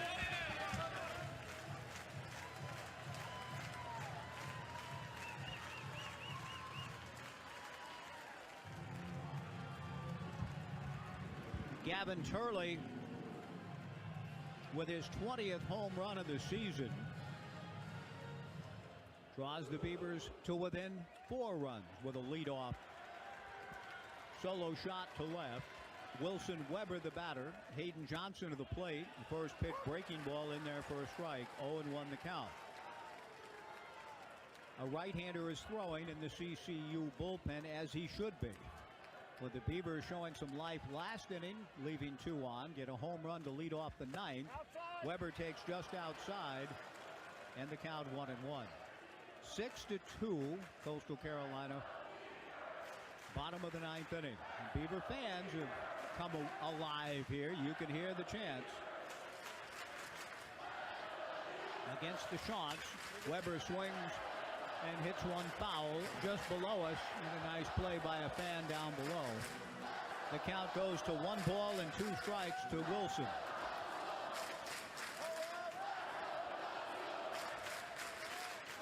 Hayden Johnson, the left-hander, on in relief of Jacob Morrison, who was outstanding. Weber swings and misses. The pitch was in the dirt. The throw goes down from Caden Bodine to Colby Thorndike for the out. 1 gone in the bottom of the ninth inning. A.J. Singer, the batter. I shared with Mitch after he talked about the joy that he saw in Turley's RBI game-winning double that brought to mind Edgar's great hit against the Yankees in the divisional series in '95 that helped save baseball for the city of Seattle and was a shot in the arm for the entire game, which had seen the '94 series canceled and the '95 season get off to a delayed start. Singer takes a strike. That was such a huge moment in so many ways, that series, that game. 0-1 to A.J. Singer. I was there. I was in the Kingdom. And on this Father's Day, I think about my 6-month-old daughter, Lydia, in my arms, and me jumping up and down and her staying sound asleep as Joey Cora and Ken Griffey Jr. came home. She stayed asleep through the din and the Kingdom and the celebration. And the late, great Dave Niehaus saying afterwards, it just continues. Boy, what a moment, what a night. Singer rolls 1 foul. The count 0-2. 1 out, nobody on, bottom of the ninth, 6-2 CCU. Singer swings a line drive into right center field. It'll get down for a base hit. Blagan Pato gets the ball back in. And Tice Peterson will come to the plate. Now, if you're CCU and Matt Williams, the pitching coach, you know that if you do bring this thing home, you got a couple of days off. And so that gives the time for all of the bullpen arms, one would think, to rest up and be ready to go again, and a chance to win this side of the bracket and play their way into the championship series. Coastal Carolina is 2 outs away from its 25th consecutive victory. And I think about parallels historically. Who would have thought? I know I didn't. It was hard to see and hard to watch unfold. But the Beavers were in that catbird seat in 2017, you recall, with 23 straight wins, including the first 2 here in Omaha, and needed to win just 1 of 2 against LSU to get to the finals that season. LSU got them twice. The Beavers would hope to be, if they're not able to keep this rally going, to be in a similar position come Wednesday and Thursday if they can get through Louisville Tuesday. Tice Peterson, the batter. Tice takes a strike from Hayden Johnson. 0-1 the count. A meeting at the mound took place. Called by the catcher, Caden Bodine, and the entire infielders joining her. Right-hander continues to throw back of Hayden Johnson. 6-2, Chanticleers, bottom of the ninth. Peterson waves at the strike 1 pitch. An off-speed delivery that he swung over the top of, and he's down on the count 0-2. Don't get me wrong. I mean, you'd much rather be 2-0 needing 1 than needing to win 3 straight elimination games, but the Beavers know that they can do it. Peterson waves at the strike 2 pitch. Strike 3 Down he goes. The Beavers are down to their final out, down 4 runs at 6-2. Jacob Craig makes his way to the plate.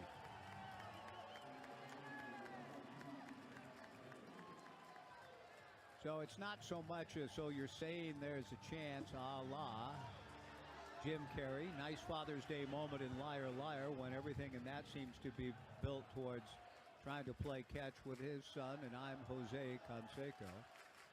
Pierce strikes out, Field of Dreams. Dad, you want to catch?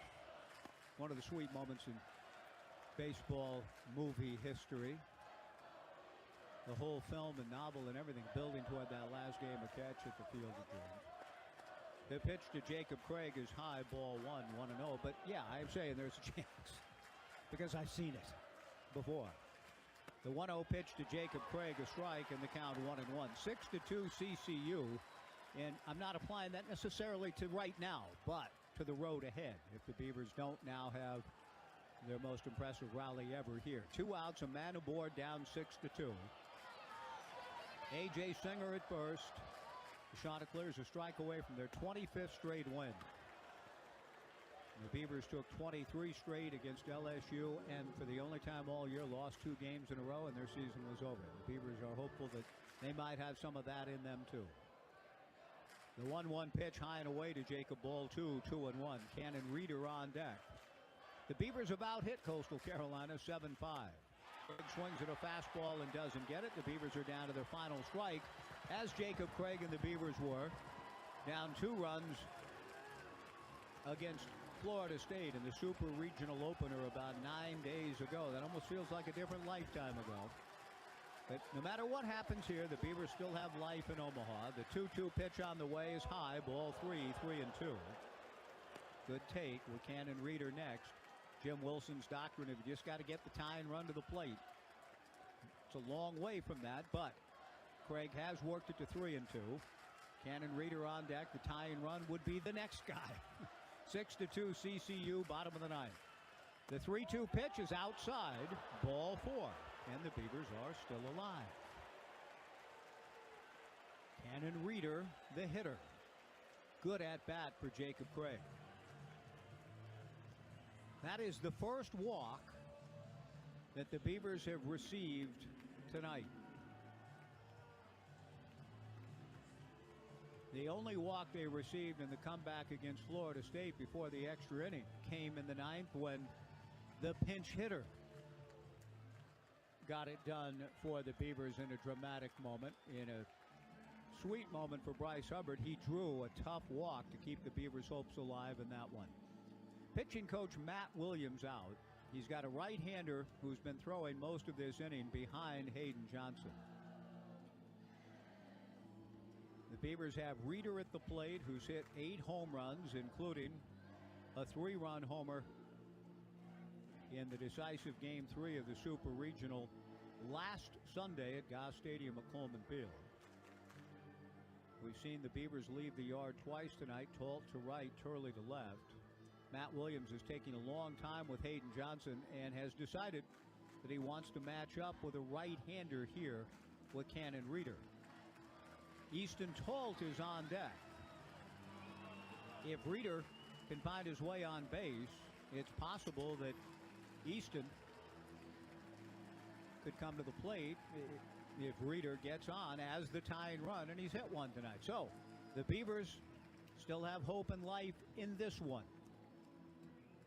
A big right-hander coming in out of the bullpen for Coastal Carolina in the bottom of the 9th inning. Turley is homered. The Beavers have 2 on and 2 out, and we'll see what plays out here in the bottom of the 9th. The Chanticleers an out away, but the Beavers applying some pressure. CCU 6, the Beavers 2. Back with more after this on the Beaver Sports Network from Learfield. BECU. You've heard the name, seen the letters. But what does BECU stand for? Simply put, not-for-profit BECU stands for people, for charting your own path, for choosing what's right for members instead of what's profitable for someone else, because they are the reason our credit union exists. So we do everything in our power to help them reach their financial goals. BECU, power in people. All Pacific Northwest residents are eligible to join, federally insured by NCUA. Roth Home is your one-stop solution for all things home repair. From plumbing, electrical, heating, cooling, and even garage doors, we've got your home covered. Our team of expert technicians are ready 7 days a week to tackle any problem, big or small. We're more than just a home services company. We're your partners in maximizing home comfort. When your home needs the best, trust Roth Home, proud sponsor of Beaver Athletics. Visit us online at callroth.com or over the phone at 503-266-1249 and schedule your appointment today.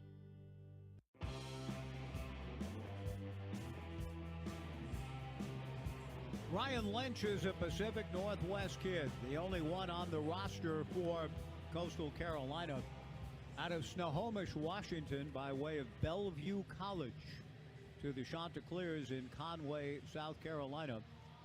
And he has a chance to get a save here. He has been one of the best closers in the country, and his numbers are extremely good.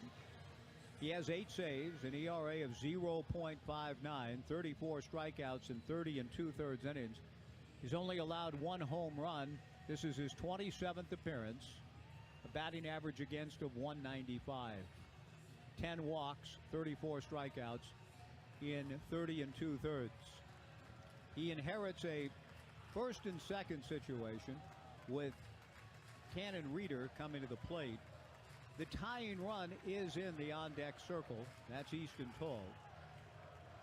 Thus, Ryan Lynch meets that criterion for a save with the tying run in the on-deck circle. 6-2, CCU, bottom of the 9th. 2 on, 2 out.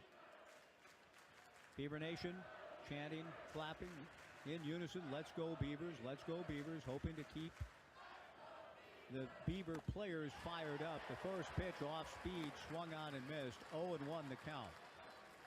Lynch has been the guy all year in closing situations for the Chanticleer club. It started the year a pedestrian 19-8. They're 35-3 since with 24 straight wins.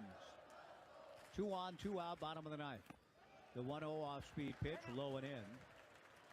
Or the 0-1 pitch, pardon me. That runs the count even to 1 ball and 1 strike. 6-2 Chanticleers, bottom of the 9th inning. A.J. Singer at second, Jacob Craig at first, 2 down. The Beavers down to their final out. Easton Tolt on deck. Lynch from the stretch. The 6'4 right-hander from Snohomish. Off speed, swung on and missed. So he's not come in throwing smoke. He has been off speed, off speed, off speed. He's ahead 1-2. He's a strike away from putting an end to it. Jacob Craig was a strike away and coaxed a walk, the only one the Beavers have received tonight. 1-2 the count to Reeder. 2 on, 2 out. Beavers down to their final strike. Cannon takes just outside. Good take. Ball 2. 2-2. Easton Told a homer in the 3rd. Gavin Turley a homer here in the bottom of the 9th. The Beavers trying to fight to the finish. 2 balls, 2 strikes, 2 on, 2 out, down 6-2. Ryan Lynch set, delivers, swung on and missed, strike 3. So, the Beavers fall to Coastal Carolina 6-2 and are relegated to the losers bracket, but they hope to channel 2006 and 2018 as we go forward. The Chanticleers have won 25 in a row. Their 55th win overall. They're the hottest team in Omaha. The Beavers hope to have a chance to cool them off in a couple of days. First things first, it'll be the Beavers in Louisville at 11:07 Pacific time on Tuesday. Coastal Carolina gets 4 unearned runs. They cash in the Beavers' miscues and win on the winner's side of the bracket. The Chanticleers 6, the Beavers 2. Our postgame show coming up on the Beaver Sports Network from Learfield. Did you know that Oregon potatoes are an excellent source of energy for any activity? That's why Oregon potatoes are an integral part of the Power Pack diet specifically designed for Oregon State athletes. They give them the endurance they need to train and to play at their best to go the distance. So if you want to perform at your best, make sure to add Oregon potatoes to your diet. As alumni, supporters, grower, and the official state vegetable of Oregon, the Oregon Potato Commission is proud to support the Celebrate Oregon Agriculture Program and Beaver Athletics. Go Beavs!